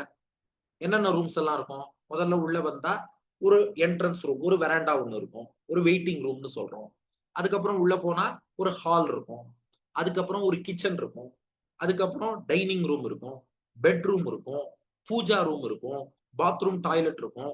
சர்வீஸ் ரூம் இருக்கும். எல்லாம் இருக்கும் இல்லையா? அதுபோல the whole world is a house. மொத்த உலகமுமே ஒரு வீடு. இந்த வீடாகிய உலகத்துல ஒரு நாடு வெயிட்டிங் ரூமா இருக்கு, ஒரு நாடு ஹாலா இருக்கு, ஒரு நாடு கிச்சனா இருக்கு. நம்ம பாரத தேசம் தான் பூஜை அறையா இருக்கு. இதுதான் பூஜை அறை. நம்ம பாரத தேசம்ங்கிறது உலகம் என்ற வீட்டினுடைய பூஜா ரூமா இருக்கு. அப்படிப்பட்ட பூஜா ரூம்ல இருந்து வந்திருக்கோம்னா பெருமையா சொல்லிக்கணும் இல்லையா? அப்படிப்பட்ட நம்முடைய தேசம்னு பெருமைப்படுறதுல தப்பே இல்ல. நீங்க மத்த நாட்டுல எல்லாம் கேட்டு பாருங்க. உங்க நாட்டுல பெரிய டிவைன் சோல்ஸ், மகான்கள், பக்தர்கள், ஆச்சாரியர்கள் எவ்வளவு பேர் வந்திருக்காங்கன்னா அவள்லாம் ஹிஸ்டரி புக் எடுத்து தேடுவா. ஆனா நம்ம நாட்டுல பாருங்க, தமிழ்நாடுன்னு சொன்னா ஆழ்வார்கள் அவதரித்த மண், ராமானுஜர் அவதரித்த மண் தமிழ்நாடு. சரி, கொஞ்சம் அந்த பக்கம் கேரளாக்கு போலாமான்னா நாராயண பட்டத்திரி, பூந்தானம் உள்ளிட்ட அவ்வளவு பக்தர்கள் தோன்றிய மண், குலசேகர பெருமாள் தோன்றிய மண் கேரளாங்கிறோம். சரி, கர்நாடகாக்கு போலாமான்னா நாராயணதாசர், புரந்தரதாசர்னு சொல்லி தாசர்கள் பிறந்த மண் கர்நாடகாங்கிறான்.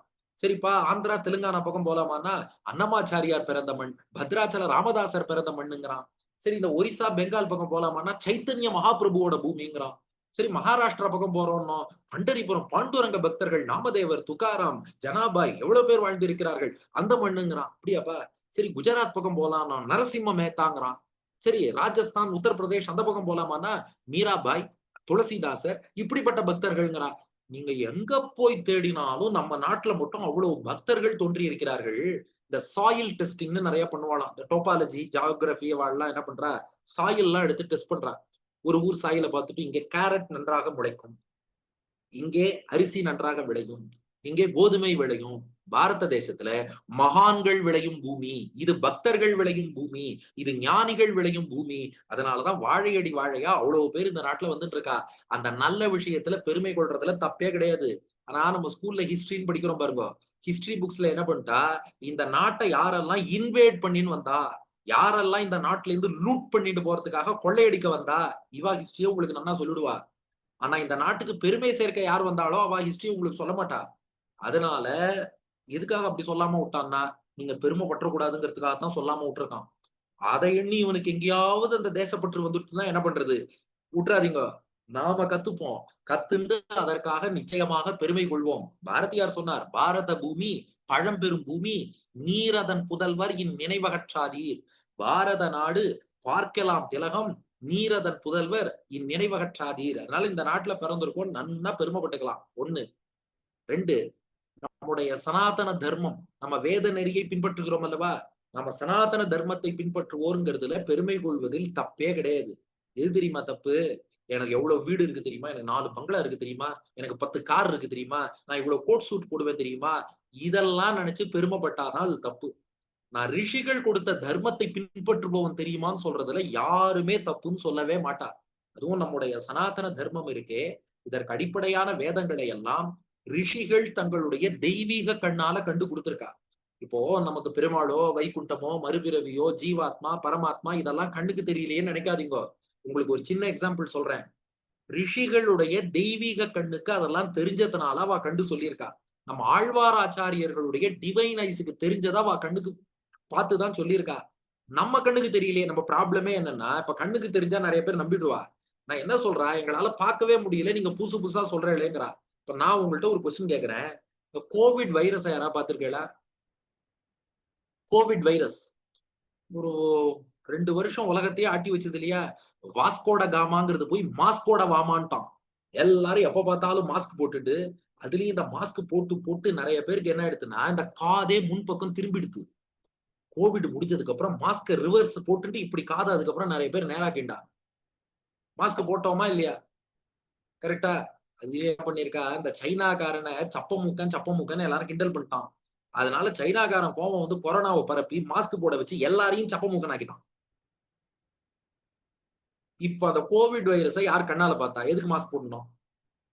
யாரோ ஒரு சயின்டிஸ்ட் மைக்ராஸ்கோப்ல பார்த்தார். சயின்டிஸ்டும் கண்ணால பார்க்கல. யாரோ ஒரு சயின்டிஸ்ட் கோவிட் வைரஸ மைக்ராஸ்கோப்ல பார்த்தார். சயின்டிஸ்ட் மைக்ரோஸ்கோப்ல பார்த்தா சரியா இருக்கும்னு நம்பி வாஸ்கோட காமா மாதிரி மாஸ்கோட வாமான்னு வந்தோமா இல்லையா? அப்போ ஒரு சயின்டிஸ்ட் மைக்ரோஸ்கோப் வழியா பார்க்கறத உண்மைன்னு நம்புற நாமோ, ரிஷிகளுடைய பெனான்ஸ்ங்கிற மைக்ரோஸ்கோப்ல அவ பார்த்தத மட்டும் ஏன் நம்ப மாட்டேன்னு சொல்லணும்? இந்த சயின்டிஸ்டுக்கு கூட 4 பிரெஃபரன்ஸ் பிரிஜுடிஸ் உண்டு. நம்ம ரிஷிகளுக்கு எதுவுமே கிடையாதே. நீங்க இன்னைக்கு ராமாயணம் படிச்சா, வால்மீகி உங்கள்ட்ட இருந்து ராயல்டியா கேட்க போறார்? அவர் லாயல்டி தான் எதிர்பார்க்கிறார். ராயல்டி நம்ம கிட்ட இருந்து கேட்கல. நீங்க ராமாயணம் படிச்சா வால்மீகி சந்தோஷப்பட போறார். நீங்க ராமாயணம் வந்து ஆஹா புக் சேல்ஸ் ஆச்சுன்னா, எல்லாரும் ப்ராஃபிட்ல இருந்து ஒரு ஷேர் வால்மீகிக்கு அனுப்ப போறாளா? மகாபாரதமும், பாகவதமும் சேல்ஸ் ஆச்சுன்னா, வியாசருக்கு யாராவது ப்ராஃபிட் அனுப்ப போறாளா? ஆழ்வார் பாசுரங்கள் நாம எல்லாம் சொல்லிக் குடுக்குறோம், உபன்யாசம் பண்றோம். நாம ஏதாவது ஷேர் ஆழ்வார்களுக்கு குடுக்க போறோமா? ஒண்ணும் கிடையாது. சம்பாவனைய நாம தான் வாங்கி வச்சுட்டு இருக்கோம். அவ எதுக்கு அத்தனையும் சொன்னாங்கன்னா, அவர்கள் எந்த பிரதிபலனும் எதிர்பார்க்காமல் நம்ம நன்மைக்காக சொல்லியிருக்காங்க. இங்க ஒரு சயின்டிஸ்ட் மைக்ரோஸ்கோப்ல பார்க்கிறத நான் ஒத்துக்கிறேன். இது என் கண்ணுக்கு தெரியாதுப்பா, மைக்ரோஸ்கோப்க்கு தெரியுங்கிறேன். அது போலத்தான் நமக்கு தெரியாத பல விஷயங்கள் பூமியில உண்டு. அது ரிஷிகளோட கண்ணுக்கு தெரிஞ்சிருக்கு அவ சொல்லியிருக்கா. நம்ம கண்ணுக்கு தெரியலன்னா, அத தெரிஞ்சுக்க முயல வேண்டுமே ஒழிய, தெரிஞ்சவர நாம தப்புன்னு சொல்லக்கூடாது இல்லையா? சொன்னவாள போய் நாம கிரிட்டிசைஸ் பண்ணக்கூடாது இல்லையா? உங்களுக்கு ஒரு சின்ன உதாரணம் சொல்றேன். ஏன்னா குழந்தைகள் இருக்கிறதுனால இதெல்லாம் கொஞ்சம் ஜோவியலா சொன்னா தான் நீங்களும் ரசிக்கும்படியா இருக்கும். ஒருத்தர் என்ன பண்ணார், ஒரு எலக்ட்ரானிக் கடைக்கு போனார். கடைக்கு போய் என்ன பண்ணாரு, இந்த ஒரு ஃப்ரிட்ஜ காமிச்சு, "இந்த ஃப்ரிட்ஜ் என்ன விலைன்னார்." கடைக்காரன் இவர பார்த்தான். இவர் பார்த்தா குடுமி வச்சுட்டு, திருமண் இட்டுண்டு பஞ்சகச்சம் கட்டின்னு வந்திருக்காரு. இவர பார்த்துட்டு அவன் சொன்னான், "உன்னால இத வாங்க முடியாது. போயிட்டு வான்ட்டான்." என்னடா இது ஃப்ரிட்ஜ் என்ன விலைன்னு கேட்டா வாங்க முடியாதுங்கிறார். ஒரு வேளை நான் குடுமி வச்சுன்னு திருமணிட்டுன்னு வந்ததுனால தான் இவர் குடுக்கல போல இருக்கு. அடுத்த நாள் கோட் சூட்லாம் மாட்டிட்டு வந்து, இந்த ஃப்ரிட்ஜ் என்ன விலைன்னார். யோவ்! நேத்தே உன்னால வாங்க முடியாதுன்னு சொன்னேன்ல, திருப்பி போயான்ட்டான். என்னடா இது? கெட்டப் மாத்தினாலும் அதே மாரி சொல்றானே! 3ஆம் நாள் என்ன பண்ணாரு, சர்தார்ஜி மாரி தலையில டர்பன்லாம் கட்டிட்டு, தாடி எல்லாம் ஒட்ட வச்சுட்டு, அதே கடைக்கு வந்து, இந்த ஃப்ரிட்ஜ் என்ன விலைன்னார். அவன் பார்த்தான். "ஏன்யா சொன்னா கேட்க மாட்டியா? 3வது நாளா வந்து ஏன்யா டார்ச்சர் பண்றேன்னான்." இவரு பார்த்தாரு, எத மறைச்சாலும் மண்டையில உள்ள கொண்டைய மறைக்க முடியலங்கிற மாரி, என்ன வேஷம் போட்டாலும் நான் தான் கண்டுபிடிச்சுடுறானே! டேய்! நீ ஃப்ரிட்ஜே குடுக்க வேண்டாம்டா. நான் தான் எப்புட்றா கண்டுபிடிச்ச? இவ்ளோ கெட்டப் மாத்தினேனே! நான் தான் எப்புட்றா கண்டுபிடிச்சேன்னு கேட்டார். அவன் சொன்னான், "அது ஃப்ரிட்ஜே இல்ல வாஷிங் மிஷின்ன்னான்." 3 நாளா வந்து வாஷிங் மிஷின காட்டி ஃப்ரிட்ஜ் என்ன விலை, ஃப்ரிட்ஜ் என்ன விலைன்னு கேட்டுட்டு இருக்கேன்னான். அப்போ ஒரு பொருளு ஃப்ரிட்ஜா, வாஷிங் மிஷினான்னே தெரியாம, அந்த பொருள உன்னால வாங்க முடியுமா? ஒரு பொருள வாங்கணும்னா, அது ஃப்ரிட்ஜா, வாஷிங் மிஷினான்னு தெரியணும் இல்லையா? அதுபோல உன்ன கிரிட்டிசைஸ் பண்ணணும்னாலும், அவன் என்ன சொல்றான்னு தெரியணும். ரிஷிகள் என்ன சொன்னான்னே தெரியாம கிரிட்டிசைஸ் பண்றேங்கிறவன்லாம் காதுல வாங்கலாமா? அதனால மைக்ரோஸ்கோப்ல சயின்டிஸ்ட் பார்க்கிறத நம்புற மாரி, ரிஷிகள் தபசால பார்த்திருக்காங்கன்னா ஒத்துக்கணும். அதுக்கு மேல ப்ரூஃப் கேட்கிறேடா, ஒரு 2, 3 ப்ரூஃப் சொல்றேன். இன்னைக்கு சயின்டிஸ்ட் என்னென்னலாம் ப்ரூவ் பண்ணிட்டு இருக்கானோ, இதெல்லாம் என்னைக்கோ நம்ம ரிஷிகள் சொல்லிட்டா. இப்போ வேக்சினேஷன்னு சொல்றோம் இல்லையா? டிஃபைன் வேக்சின்னு ஒருத்தர் ஒரு கேள்வி கேட்டாரு. டிஃபைன் வேக்சின்னா பயாலஜி புக்ல டெஃபினிஷனே இல்ல. வேக்சின்னா என்ன? டெஃபினிஷன் காணோம். சரிப்பா டெஃபினிஷன் வேக்சின்க்கு எங்கப்பா கிடைக்கும்னா, பாகவதத்துல இதுவும் உங்களுக்கு ஒரு அசைன்மென்ட். பாகவதத்துல 1 ஸ்கந்தம் 5த் அத்தியாயம் ஸ்லோகம் நம்பர் நான் சொல்ல மாட்டேன். நீங்க கண்டுபிடிங்க. நாளைக்கு இது உங்களுக்கு ஒரு அசைன்மென்ட். பாகவதத்துல நான் மத்ததெல்லாம் சொல்லிட்டேன். ஸ்கந்தம் 1 அதுல அத்தியாயம் 5 அதுல உள்ள ஸ்லோகங்கள் பாருங்க. இந்த ஸ்லோகம் அதுல இருக்கு. எத்தனைன்னு நோட் பண்ணுங்க. இது நாரதர் வியாசர்ட்ட சொல்றார். ஆமயோ யஷ்ச பூதானாம். இதெல்லாம் நாளைக்கு எதிர்காலத்துல நீங்க தான் வந்து ரிசர்ச் பண்ணி நம்ம சம்பிரதாயத்துக்கு பெரிய பெருமை சேர்க்கணும். இந்த ஸ்லோகம் நோட் பண்ணுங்க. ஆமயோ யஷ்ச பூதானாம் ஜாயதே ஏன சுவ்ரதா ததேவகி ஆமயம் திரவியம் நபுனாதி சிகித்சிதம். எந்த கிருமியால வியாதி உண்டாகிறதோ அந்த கிருமியையே பியூரிஃபை பண்ணி அவனுக்கு மருந்தா கொடுத்துரு வியாதி வராது. அதுதான் வேக்சினேஷன். யாரு நாரதர் சொல்றார். whichever organism causes a disease, you purify the causative organism and give it as a medicine, it will prevent the occurrence of disease. கரெக்டா? கோவிட் வேக்சின் எப்படி கொடுத்தா? கோவிட் வைரஸையே கொன்னு அல்லது அட்டினுவேட் பண்ணி அதையே திரும்ப இன்ஜெக்ட் பண்றான். கோவிட் வருவதில்லை. டிபிக்கு வேக்சின் என்ன பண்றா? டிபி பாக்டீரியாவே எடுத்து கொன்னு திரும்ப இன்ஜெக்ட் பண்றான். டிபி வருவதில்லை. வியாசருக்கு நாரதர் சொல்றார். ஆமயோ யஷ்ட பூதானாம் ஜாயதே என சுவ்ரதா ததேவகி ஆமயம் திரவியம் நபுனாதி சிகித்சிதம். உங்க புக்கு சொல்றது 1785ல எட்வர்ட் ஜென்னர் வேக்சினேஷன் கண்டுபிடிச்சாருன்னு. ஆனா 3102 பிசில வேக்சினுக்கான டெஃபினிஷனை நாரதர் சொல்லிட்டு இருக்காரு. இன்னொரு விஷயம் சொல்றேன். இந்த இந்த womb in the fetus அம்மா வயத்துல இருக்க குழந்தை இருக்கு இல்லையா? அதுக்கு எக்ஸ்டர்னல் சவுண்ட் எல்லாம் கேட்கும். அபிமன்யு சக்கர வியூகத்துக்குள்ள எப்படி நுழையணுங்கிறத அம்மா வயத்துல இருக்கும்போது கேட்டான்னு மகாபாரதத்துல பாக்குறோம். பிரகலாதன் அம்மா வயத்துல இருக்கும்போது நாரதர் நாராயணா நாராயணான்னு பாடினார் அதை கேட்டான்னு பாகவதத்துல பாக்குறோம். இன்னைக்கு ஜப்பான்ல ரிசர்ச் பண்ணி சொல்றான். ஆமா, ஆமா. 6 மாசம் ஆனதுக்கு அப்புறம் கர்ப்பத்துல இருக்க குழந்தைக்கு காது கேட்கும். நீ இப்ப சொல்ற? இது அன்னைக்கே நம்ம பிரகலாதன், அபிமன்யு வரலாற்றுல நாம பார்க்கிறோம். அத விடுங்கோ. இந்த எக்லிப்ஸ் சொல்றோம் இல்லையா? சூரிய கிரகணம், சந்திர கிரகணம், சோலார் எக்லிப்ஸ், லூனார் எக்லிப்ஸ். 20 வருஷம் கழிச்சு எப்ப கிரகணம் வருங்கிறத பஞ்சாங்கத்த பார்த்து இன்னைக்கு சொல்லிடுவா. அந்த காலத்துல டெலஸ்கோப் உண்டா? இன்னைக்கு நீ டெலஸ்கோப் கண்டுபிடிச்சு வச்சிருக்க. டெலஸ்கோப்பே கிடையாது. ஆனா கிரகணம் என்னைக்கு வரும்னு அவளால சொல்ல முடியும். அவ்வளவு சயின்ஸ் நம்ம ரிஷிகள்ட்ட இருந்திருக்கு. அப்ப நாம ஒருத்தரும் ஒரு கோத்திரம்னு சொல்றோம் இல்லையா? நெறைய பேர் என்ன சொல்லி குடுத்துறா, "ஏய் கோத்திரம்னு சொல்லாத. டிவைட் பண்ற." கிடையவே கிடையாது. இந்த கோத்திரம்ங்கிறது என்னன்னா, நான் இந்த ரிஷியில் வந்தவன். அதுதான் என்னுடைய ரூட். அதுதான் என்னுடைய லீனியேஜ். அத ஏன் நான் விடணும்? அப்ப நம்ம ஒருத்தரும் இந்த கோத்திரம்னு சொன்னா, அவ்வளவு பெரிய ரிஷிகள், மகான்கள். அவர்களுடைய வழியில நான் வந்திருக்கேன். அத நெனச்சாலே நமக்கு தப்பு பண்ணணும்னு தோணாது. என்னடா இது இந்த ரிஷியோட வம்சம்னு சொல்லிட்டு நான் தடுக்குமா இல்லையா? அப்ப நாம தப்பு பண்ணாம இருக்கிறதுக்கு அது நல்ல வழிவகை செய்யும். நாம இன்னும் 4 விஷயம் கத்துக்கணுங்கிற ஆர்வம் வரும். என்னப்பா இது? அவ வழியில வந்தேன்னு சொல்லிக்கிறோம். அதுல பாதி கூட எனக்கு தெரியலையே! கத்துக்கணுங்கிற ஆர்வம் வரும் இல்லையா? அதனால நிச்சயமா நான் இந்த தர்மத்தை சேர்ந்தவன்ங்கிறதுல பெருமைப்படலாம். பெருமைப்படுறதுக்கு அவ்வளவு விஷயம் இதுல இருக்கு. We should be proud of our parents. We should be proud of our teachers. We should be proud of our native place. அவ சொல்றா, எங்க ஊர் போல வருமா? எல்லாம் சொல்றா இல்லையா? எங்க ஊர் தான்ப்பா பெருசு. எங்க ஊர் தான் பெருசு. அப்ப பேரண்ட்ஸ பார்த்து பெருமைப்படுறோம்.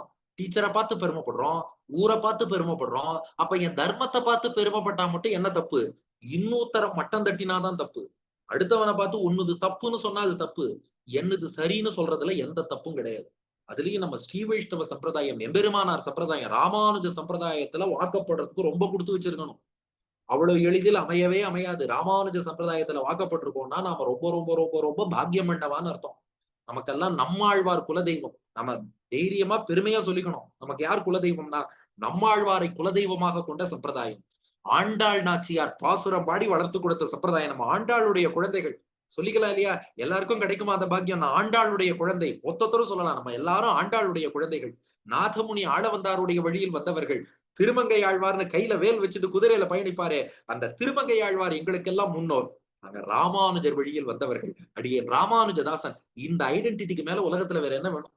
அதுவும் குழந்தைகள் பக்தியில ஈடுபடுறான்னா ராமானுஜர் எவ்வளவு சந்தோஷப்படுவார் தெரியுமா? ஸ்ரீரங்கத்துல சின்ன குழந்தைகள் என்ன பண்ணாலாம், காவிரி மணல்ல ஒரு கல்ல எடுத்து வச்சு, இந்த கல்லு தான் ரங்கநாதன்னு சொல்லி, மண்ணுருண்டையெல்லாம் பிரசாதம் மாரி அந்த ரங்கநாதனுக்கு நிவேதனம் பண்ணிட்டு இருந்தாளாம்.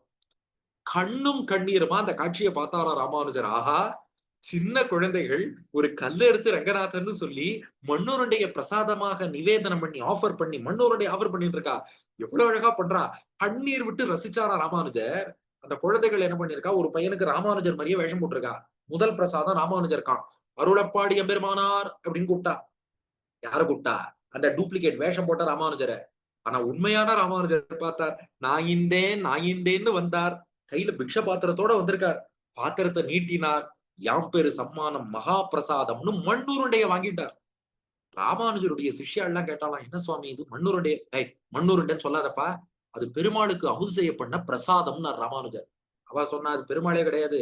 சின்ன குழந்தைகள்லாம் ஏதோ கல்ல வச்சிருக்கா. ராமானுஜர் சொன்னாரா? யார் சொன்னது?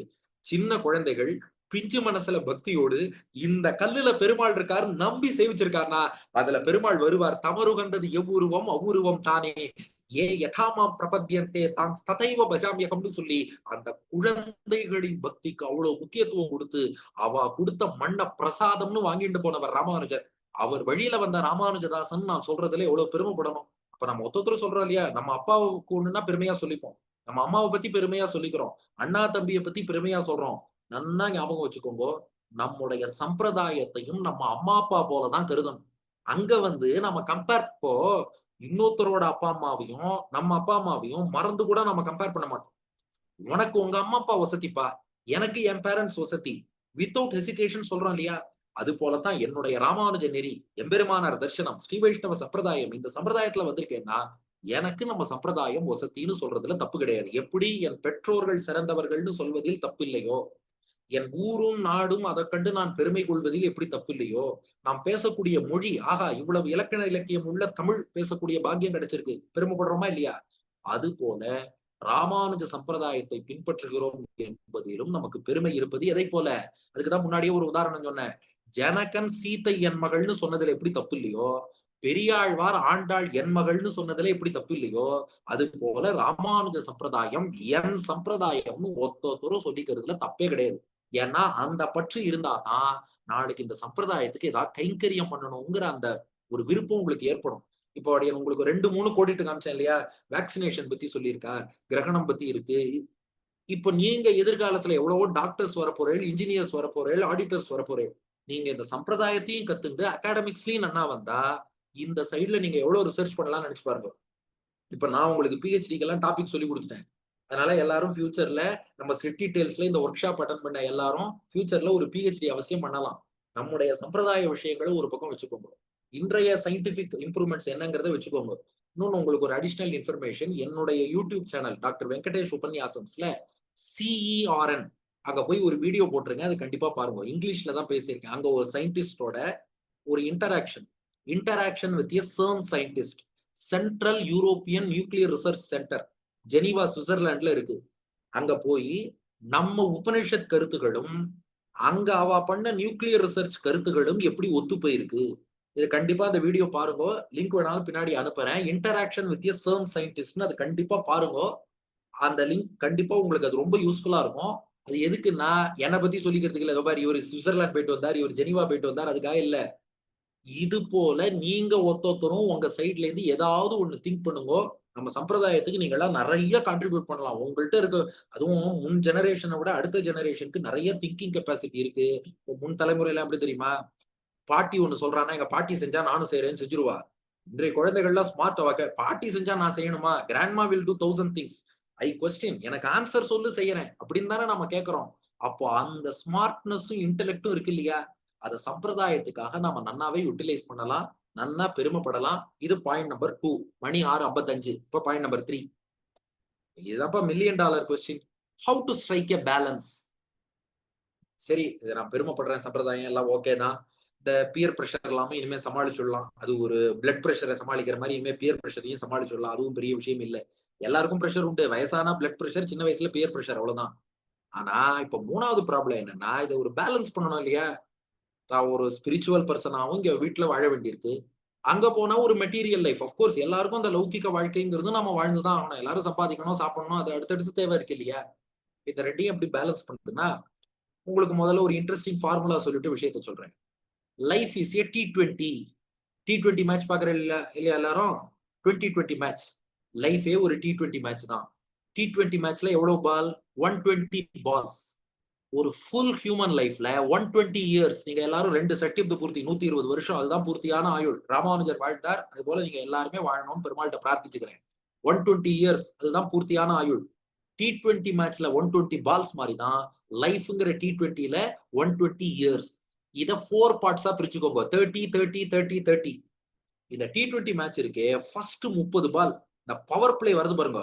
36 பால். சரி ரஃபா 30ன்னு வச்சுக்கோங்க. அடிச்சு நொறுக்கிடணும். பவர் பிளேல பாலே வேஸ்ட் பண்ணக்கூடாது. சிங்கிள்ஸ்லாம் கிடையாது. 6, 4 தான் பவர் பிளேல அடிக்கணும். மேக்ஸிமம் எவ்வளவு ஸ்கோர் பண்ண முடியுமோ பண்ணணும். கரெக்ட்டா? பவர் பிளேல விட்டுறக்கூடாது.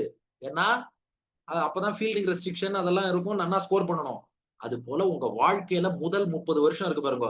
பவர் பிளே மாரி மேக்ஸிமம் எவ்வளவு டேலண்ட்ஸ வளர்த்துக்க முடியுமோ, அது curricular, extra curricular, co curricular எல்லா டேலண்ட்ஸையும் வளர்த்துட்டே போகணும். இது லேர்னிங் ஃபேஸ். நெறைய விஷயங்கள் நன்னா கத்துக்கோங்க. 30 வயசுக்கு அப்புறம் படிக்கிறதுங்கிறது ரொம்ப கஷ்டம். ஏன்னா கிரிக்கெட்ல பால் ஓல்ட் ஆயிட்டா அடிக்க முடியாது. வாழ்க்கையில ஆல் ஓல்ட் ஆயிட்டா படிக்க முடியாது. பால் ஓல்ட் ஆயிட்டா அடிக்க முடியாது. ஆள் ஓல்ட் ஆயிட்டா படிக்க முடியாது. அதனால 30 வயசுக்குள்ள பவர் பிளே ஸ்கோர் பண்ற மாரி நன்னா ஸ்கோர் பண்ணிக்கோங்க. Point number 2. இந்த 30லேருந்து 60 பால் இருக்கு பாருங்க T20ல. அப்ப என்ன பண்ணணும்னா, கொஞ்சம் பிட்ச அசஸ் பண்ணிக்கணும். பவுன்ஸ் எப்படி இருக்கு? ஸ்விங் எப்படி இருக்கு? சீம் எப்படி இருக்கு? ஸ்பின் எப்படி இருக்கு? இதெல்லாம் பார்த்து கொஞ்சம் அசஸ் பண்ணி அப்டேட் பண்ணி ஆடணும். தெரியாத்தனமா அப்படி இப்படி பேட்ட நீட்டிட்டா அவுட் ஆயிடுவான். அது போல லைஃப்ல 30வது வயசுல இருந்து 60வது வயசு வரை அப்பப்ப அசஸ் பண்ணணும். Life assessment. நெக்ஸ்ட் என்ன அப்டேட்? உங்கள அப்டேட் பண்ணிட்டே இருக்கணும். அப்டேட் பண்ணாம இருந்தா அதுக்கப்புறம் மத்த உலகம் உங்கள சாப்பிட்டுடும். அதனால எப்போதுமே you have to keep on updating 30 to 60. அதுக்கப்புறம் 60 to 90 இந்த 11வது ஓவர்ல இருந்து 15வது ஓவர் இருக்கு பாருங்க. அப்ப விக்கெட் விடாம ஆடணும். ஏன்னா விக்கெட் விட்டுட்டா அப்புறம் கடைசியா அடிக்க ஆள் இருக்காது. அது போல 60வது வயசுல இருந்து 90வது வயசு வரை விக்கெட் விடாம, டிக்கெட் வாங்காம இருக்கிறதுக்கு ஹெல்த்த நன்னா பாத்துக்கணும். 60 வயசு வரைக்கும் உழைச்சாச்சு. அதுக்கப்புறம் 60 to 90 நன்னா ரெஸ்ட் எடுத்து ஹெல்த்த பாத்துக்கணும். அப்படி பண்ணிட்டா 90ல இருந்து 120 வரைக்கும் கடைசி 30 பால் ஃப்ரீ ஹிட் மாதிரி அடிக்கலாம் இல்லையா? அது போலத்தான் வாழ்க்கையில 90ல இருந்து 120 வரை 30 வருஷமும் ஃப்ரீ ஹிட் பகவான் கொடுத்த போனஸ் மாதிரி வாழ்க்கைங்கிறது அவ்வளவு சிறப்பா இருக்கும். அதனால முதல் 30ல try to learn as much as possible. 30 to 60 try to apply as much as possible. 60 to 90 take rest as much as possible. 90 to 120 enjoy as much as possible. Life is a T20 match. அதெல்லாம் நல்லா தான் இருக்கு. நாங்க எப்படிப்பா balance பண்றது? ஏன்னா கிரிக்கெட்டரே balance இல்லாம தான் பல பேர் விளையாடிட்டு இருக்கா. இதுல இதை எப்படி பேலன்ஸ் பண்றதுன்னா, ஆக்சுவலி ஹவு டு பேலன்ஸ்ங்கிறது ஹைப்போதெட்டிக்கல் கொஸ்டின். ஏன் சொல்றேன் தெரியுமா? உங்க குடும்ப சூழல் ஒரு மாதிரி இருக்கும், என் குடும்ப சூழல் ஒரு மாதிரி இருக்கும். இது தெரியாம எல்லாரும் எனக்கு ஃபோன் பண்ணி, சார் நீங்க டாக்டராவும் இருக்கீங்க, உபன்யாசமும் பண்றீங்க, எப்படி மேனேஜ் பண்றீங்கன்னு நம்மள்ட்ட கேட்கறா. இப்ப என் குடும்ப சூழலுக்கு நான் ஒரு இது சொல்லுவேன். இது அவருக்கு அப்ளை ஆகுமாங்கிறது தெரியாது. Each person has once own individual family. அப்படி இருக்கும்போது இது ஓஹோ அப்ப நீ பதிலே சொல்ல போறது இல்லையா? கேள்விக்கு பதிலே சொல்லாமல் தான் இவ்வளவு எழுத்தா இல்ல பதில் வச்சிருக்கேன். அன்றாட வாழ்வில் ஆன்மீகத்தை எப்படி பேலன்ஸ் பண்றதுன்னா, அதுக்கு பதில் கிடையாது. ஆனா அன்றாட வாழ்வையே ஆன்மீகமாக்குறதுக்கு பதில் இருக்கு. நாம எங்க ப்ராப்ளம் பண்ணிடுறோம்னா, மெட்டீரியல் லைஃப்னு ஒண்ணு இருக்கு. ஸ்பிரிச்சுவல் லைஃப்னு ஒண்ணு இருக்கு. இதையும் அதையும் பேலன்ஸ் பண்ணணும். அப்போ மெட்டீரியல் லைஃப் வாழும்போது நீங்க ஸ்பிரிச்சுவல் பெர்சன் கிடையாதான்னு நான் ஒரு கேள்வி கேட்கிறேன். நீங்க வேலைக்கு போகும்போது you are not a spiritual persona? எப்பவுமே நீங்க ஸ்பிரிச்சுவல் பெர்சன் தானே. அதனால தயவு செஞ்சு லைஃப மெட்டீரியல் லைஃப், ஸ்பிரிச்சுவல் லைஃப்னு 2ஆ பிரிக்காதீங்க. பிரிச்சுட்டா அதுல பேலன்ஸ் வரவே வராது. இப்ப என்ன பண்ணணும்? ஸ்பிரிச்சுவல் லைஃப் மட்டும் தான். ஸ்பிரிச்சுவல் லைஃப் மட்டும் தான். அப்ப நாங்க எப்படி படிக்கிறது? எப்படி வேலைக்கு போறது? இங்க தான் ஒரு விஷயம். நேத்தே ராமானுஜர் சொன்னார்னு சொன்னேன். ததேவம் இது எங்க கீதா பாஷ்யம், ராமானுஜருடைய கீதா பாஷ்யத்துல 9th சாப்டர் 34th வெர்ஸ். ததேவம் லௌகிகானி ஷரீர தாரணார்த்தானி நித்திய நைமித்திகானி வைதிகானி ச கர்மாணி மதர்ப்பணம் குருவன். You may go to school, you may go to office, you may work somewhere, எல்லாம் நோ ப்ராப்ளம். ஆனா அதையும் என்ன பண்ணுங்க, நியாயத்துக்கும் தர்மத்துக்கும் உட்பட்டு பெருமாளுக்கு செய்யற பூஜையா நினைச்சு பெருமாளுக்கு அர்ப்பணிச்சு செஞ்சிருக்கும். ஒருத்தர் ஒரே நேரத்துல டாக்டர் உபன்யாசகர்னு எப்படி இருப்பார்ப்பா? தப்பே இல்ல. டாக்டரா போய் வேலை பார்க்கும்போது பேஷண்ட்டுக்குள்ள அந்தரியாமையா பெருமாள் இருக்கார். பேஷண்ட்டுக்குள்ள இருக்கும் பெருமாளுக்கு கைங்கரியம் பண்றேன்னு நினைச்சிட்டு வைத்தியம் பாரு. உபன்யாசம் பண்ணும்போது ஆடியன்ஸுக்குள்ள அந்தரியாமையா இருக்கிற பெருமாளுக்கு கைங்கரியம் பண்றேன்னு நினைச்சிட்டு உபன்யாசம் பண்ணு. ரெண்டுமே பெருமாளுக்கு பண்ற கைங்கரியம் தான். அப்ப நாம என்ன பண்றோம்னா, இது மெட்டீரியல் லைஃப்னா இது ஏதோ தனி ஜர்னர், ஸ்பிரிச்சுவல் லைஃப்னா தனி ஜர்னர் பிரிச்சு வச்சுட்டு இதை எப்படி பேலன்ஸ் பண்றது, அதை எப்படி பேலன்ஸ் பண்றது, இங்க என்ன பண்றது, இது 1 ஹவரா, அது 2 ஹவர்ஸா, இங்க இருந்து அங்கேயா, அங்கே இருந்து இங்கேயா, அவ்வளவு குழப்பிக்காதீங்க. லைஃப்ங்கிறது ஒரே லைஃப் தான். நீங்க ஏன் அந்த மெட்டீரியல் லைஃப், ஸ்பிரிச்சுவல் லைஃப்னு நாம எதுக்கு ஒரு டிவைட் கொண்டு வரணும்? Life is life. Life is the same T20 match. 2 பிட்ச்லயா போய் விளையாடுறோம்? ஒரே பிட்ச்ல. அதுக்கு தான் T20 எக்ஸாம்பிள் சொன்னேன். ஒரே பிட்ச்ல தானே கிரிக்கெட் ஆடுறோம். 2 எண்ட்ஸ்ல இருந்து வந்து பவுலிங் போட்டாலும் பிட்ச் சேம் பிட்ச் தானே. மெட்டீரியல் லைஃப், ஸ்பிரிச்சுவல் லைஃப்னு 2 எண்ட்ஸ் இருந்தாலும் life is the same life. அப்ப நாம என்ன பண்ணணும்னா, பகவத்கீதையில இன்னொரு ஸ்லோகம், யத் கரோஷி யத் அஷ்னாசி யத் ஜுகோஷி ததாசி யத் யத் தபஸ்யசி கௌந்தேயா தத் குருஷ்வ மதர்ப்பணம். கிருஷ்ணன் சொல்லிட்டாங்க பாருப்பா, வாழ்க்கையில 24 ஹவர்ஸும் உங்களால பூஜையே பண்ணிட்டு இருக்க முடியாது. 24 ஹவர்ஸும் பாசுரங்கள் மட்டுமே சொல்லிட்டு இருக்க முடியாது. எல்லா வேலைகளும் தான் செய்வோம். ஆனா எது செஞ்சாலும் அத பகவானுக்கு அர்ப்பணித்து செய்து விடுங்கள். அப்ப நேத்து பார்த்த அதே விஷயம் தான். நம்ம காத்தால எழுந்துக்கிறோம். எழுந்துண்டா ஹரி ஹரி சொல்லிட்டு எழுந்துப்போம். வெளியில போறோமா கேசவா கேசவான்னு சொல்லிட்டு போவோம். சாப்பிடுறோமா கோவிந்தா கோவிந்தான்னு சொல்லிட்டு சாப்பிடுவோம். திரும்ப படுத்துக்க போறோமா மாதவா மாதவான்னு சொல்லிட்டு படுத்துக்கிறோம். அப்ப செய்யக்கூடிய செயல் எல்லாத்தையும் பகவான்கிட்ட அர்ப்பணிச்சு செஞ்சுட்டே இருந்தா you will always be a spiritual person. நீங்க இதையும் அதையும் என்னைக்குமே வேறுபடுத்தி பார்க்க வேண்டாம். இன்னொரு எக்ஸாம்பிள் சொல்றேன். இதுவும் பகவத்கீதையில கிருஷ்ணன் சொன்னது. பிரம்மார்ப்பணம், பிரம்மஹவிஹி, பிரம்மாக்னௌ, பிரம்மணாஹுதம், பிரம்மைவதேன கந்தவ்யம், பிரம்ம கர்ம சமாதினா. இப்போ நான் உங்களுக்கு புரியறாப்புல இதுக்கு எக்ஸ்பிளனேஷன் சொல்றேன். நீங்க ஸ்கூலுக்கு போறீங்கன்னு வச்சுக்கோங்களேன். உங்க டீச்சர்க்குள்ளேயும் நீங்க பெருமாளை தான் பார்க்கணும். உங்க கொலீக்ஸ், கிளாஸ்மேட்ஸ்குள்ளேயும் பெருமாளை தான் பார்க்கணும். உங்க புக்குக்குள்ளேயும் பெருமாளை தான் பார்க்கணும். உங்க ஸ்கூலையே பெருமாளுடைய கோவிலா தான் கருதணும். இப்ப சொல்லுங்க, அது மெட்டீரியல் லைஃபா, ஸ்பிரிச்சுவல் லைஃபா? நீங்க ஸ்கூலுக்கு போயிட்டு வரதும் ஸ்பிரிச்சுவல் லைஃப் தான். அப்பவும் நீங்க ஸ்பிரிச்சுவல் பர்சன் தான். டு சம் அப், நம்முடைய வாழ்க்கை இருக்கே, வாழ்க்கைங்கிறது single life, totally spiritual life தான். எப்படி மெட்டீரியல் பர்சியூட்ஸ்ல இருந்துட்டே இருக்கக்கூடிய ஸ்பிரிச்சுவல் லைஃப். எப்படின்னா கார்த்தால எழுந்துக்கிறோம் இல்லையா? எதுக்கு தெரியுமா எழுந்துக்கிறோமா? கார்த்தால எதுக்கு எழுந்துக்கிறோம்? இன்னைக்கு நெறைய பெருமாளுக்கு கைங்கரியம் பண்ணணும். தூக்கத்திலேருந்து எழுந்துனா தான் கைங்கரியம் பண்ணணும். அதுக்காக தான் தூக்கத்திலேருந்து எழுந்துக்கிறோமா. சரிப்பா குளிக்கிறேனே எதுக்காகன்னா, நான் அடுத்து போய் பெருமாளுக்கு ஏதாவது கைங்கரியம், ஒரு பாசுரம் சொல்லப் போறேன், சந்தியாவந்தனம் பண்ண போறேன், அல்லது பெருமாள் திருவாராதனத்துல பங்கேற்க போறேன். அப்போ குளிக்காம உடம்பெல்லாம் ஒரே அன்பிளசன்ட்டா இருந்ததுன்னா, பெருமாளுக்கு கிட்டக்க வரும்போது என்னடா இவன் அன்பிளசன்ட்டா வந்துட்டானேன்னு தோணுமா? பெருமாளுக்கு பிளசன்ட்டா இருக்கணும், நன்னா திருவாராதனம் நடக்கணுங்கிறதுக்காக நான் குளிக்கிறேன். சரி, அதுக்கப்புறம் உணவு சாப்பிடுறோமே, சாப்பிடுறது எதுக்குப்பான்னா, நமக்குள்ள அந்தர்யாமின்னு ஒரு பெருமாள் இருக்கார். அவருக்கு பூஜை பண்றதுக்காக, அவருக்கு பிரசாதமா தான் சாப்பிடுறேன். சாப்பிடுறது கூட நமக்குன்னு கிடையாதாம். ஆத்து பெருமாளுக்கு நிவேதனம் பண்ணிட்டோம். உள்ள இருக்கும் பெருமாளுக்கு பண்ணணும். அதுக்காக தான் சாப்பிடுறேன். சரி ஸ்கூலுக்கு போறேன், வேலைக்கு போறேன். அதெல்லாம் எதுக்குன்னா, அந்த பெருமாளுக்கு கைங்கரியம் பண்ணணும்னா, அதுக்கு பொருள் வேணும் இல்லையா? வி நீட் மனி இல்லையா? அத சம்பாதிப்பதற்காக நான் வேலைக்கு போகிறேன். சரி, சாயந்தரம் வீட்டுக்கு வந்தா விளையாடுறேனே, விளையாடுறது எதுக்குன்னா, நான் பெருமாளுக்கு கைங்கரியம் பண்ணணும்னா, உடம்புல நல்ல ஆரோக்கியம் இருக்கணும் இல்லையா? அந்த ஆரோக்கியத்துக்காக விளையாடுறேன். அதுக்கு நல்ல அவுட்டோர் கேம்ஸ் விளையாடுங்க. அந்த மொபைல் போன்லயே விளையாடிட்டு இருந்தா எந்த ஆரோக்கியமும் இல்ல. அது கண்ணு தான் கெட்டு போகும். அதனால நல்ல அவுட்டோர் கேம்ஸ் விளையாடுறது எதுக்குன்னா, நல்ல உடம்பு ஆரோக்கியம் இருந்தா நானா பெருமாளுக்கு கைங்கரியம் பண்ணலாம். அதுக்காக விளையாடுறேன். சரி ராத்திரி தூங்குறது எதுக்குப்பான்னு கேட்டா, தூங்குறதா? நாளைக்கு ஃப்ரெஷ்ஷா கைங்கரியம் பண்ணணும்னா, இன்னைக்கு தூங்கினா தான் நாளைக்கு ஃப்ரெஷ்ஷா கைங்கரியம் பண்ண முடியும். அதுக்காக இன்னைக்கு தூங்குறேன். அதனால இந்த அன்றாட வாழ்வில் ஆன்மீகம்ங்கிறத கொஞ்சம் மாத்துங்கோ. அன்றாட வாழ்வே ஆன்மீகம். அதனால our life is already a spiritual life only. Not that we are leading a spiritual life from 6 to 10 AM at home, spiritual life. And then from 10 AM onwards till 5 PM material life. Then 5 PM onwards back to spiritual life. இப்படின்னு மாத்தின்னு இருந்தோம்னா, இது என்ன ஏதாவது மிஷினா நம்ம இப்படியே mode மாத்துறது, மூடு மாத்துறது அதெல்லாம் ரொம்ப கஷ்டம். எப்போதுமே ஒரே life, the same life, the same spiritual லைஃப்னு வச்சுக்கோங்க. வச்சுண்டாதான் அதுக்கு தான் நேத்துக்கே ஒண்ணு என்ன காமிச்சோம்? அகாடமிக் ஆராதனம். நம்ம பண்ணக்கூடிய படிப்பே பெருமாளுக்கு திருவாராதனமா தான் பண்ணிட்டு இருக்கோம். இது பண்ணா இன்னொரு பிளஸ் சொல்றேன். இத சொல்லி குழந்தைகளுக்கு முடிச்சுட்டா பேரண்ட்ஸ் வந்துடலாம். என்னன்னா முக்கியமான விஷயம் என்னன்னா, இன்னைக்கு நெறைய குழந்தைகளுக்கு உங்க ஏஜ்ல அவசியம் இது சொல்லணும். நெறைய குழந்தைகளுக்கு என்ன ஆகுதுன்னா, ஒரு சின்ன சின்ன டிஃபீட் ஆர் ஃபெயில்யூர் தாங்கிக்க முடியல.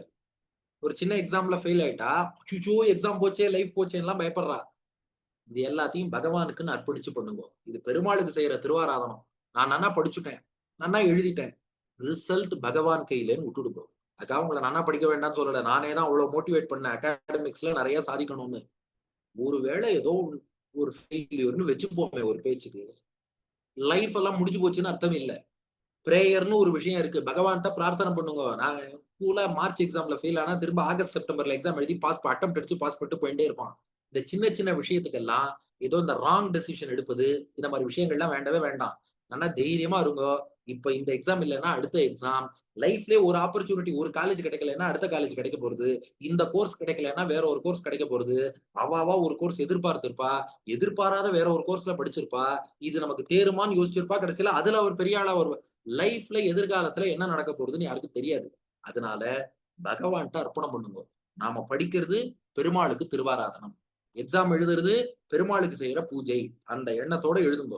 மிச்சத்தெல்லாம் பகவான் பார்த்துப்பாங்கிறதுல உங்களுக்கு கவலை வேண்டாம். சோ அன்றாட லைஃபே ஆன்மீகம் தான். அன்றாட வாழ்வியல் ஆன்மீகம் கிடையாது. அன்றாட வாழ்வே ஆன்மீகம் தான். அதனால மீண்டும் சொல்றேன் உடனே அன்றாட வாழ்வே ஆன்மீகம்னா குழந்தைகள் எல்லாம் 24 ஹவர்ஸ் அப்படியே மொத்தமா இதுல போ சொல்லிட்டான்னு அப்படி யாரும் புரிஞ்சுன்ற வேண்டாம். வைஷ்ணவத்துல சந்நியாசத்துக்கு அவ்வளவு வேல்யூ கிடையாது. கிரகஸ்தனா நன்னா கல்யாணம் பண்ணிட்டு இல்வாழ்க்கை வாழ்ந்து நன்னா லைஃப்ல சாதிச்சு அதையும் பெருமாளுக்கு அர்ப்பணிக்கிறது தான் வைஷ்ணவத்துல சிறப்பே ஒழிய எல்லாத்தையும் விட்டுட்டு போறதுங்கிறது எஸ்கேபிசம். கிருஷ்ணனே கீதையில சொல்லிட்டான் அர்ஜுனன் வந்து எனக்கு சண்டை வேண்டாம் நான் எஸ்கேப் ஆகி போறேன்னா கிருஷ்ணன் சொன்னவர் கடமையில இருந்தெல்லாம் எஸ்கேப் ஆகக்கூடாது சன்னியாசம் எல்லாம் போகக்கூடாது ஒழுங்கா சண்டை போடு இருந்து அச்சீவ் பண்ணி காட்டணும் you have to fight and prove your self. Not that நான் வந்து ஓடி போறேன் இதுல இருந்து விட்டுட்டு விலகி போறேங்கிறதெல்லாம் வைஷ்ணவத்துல கிடையாது.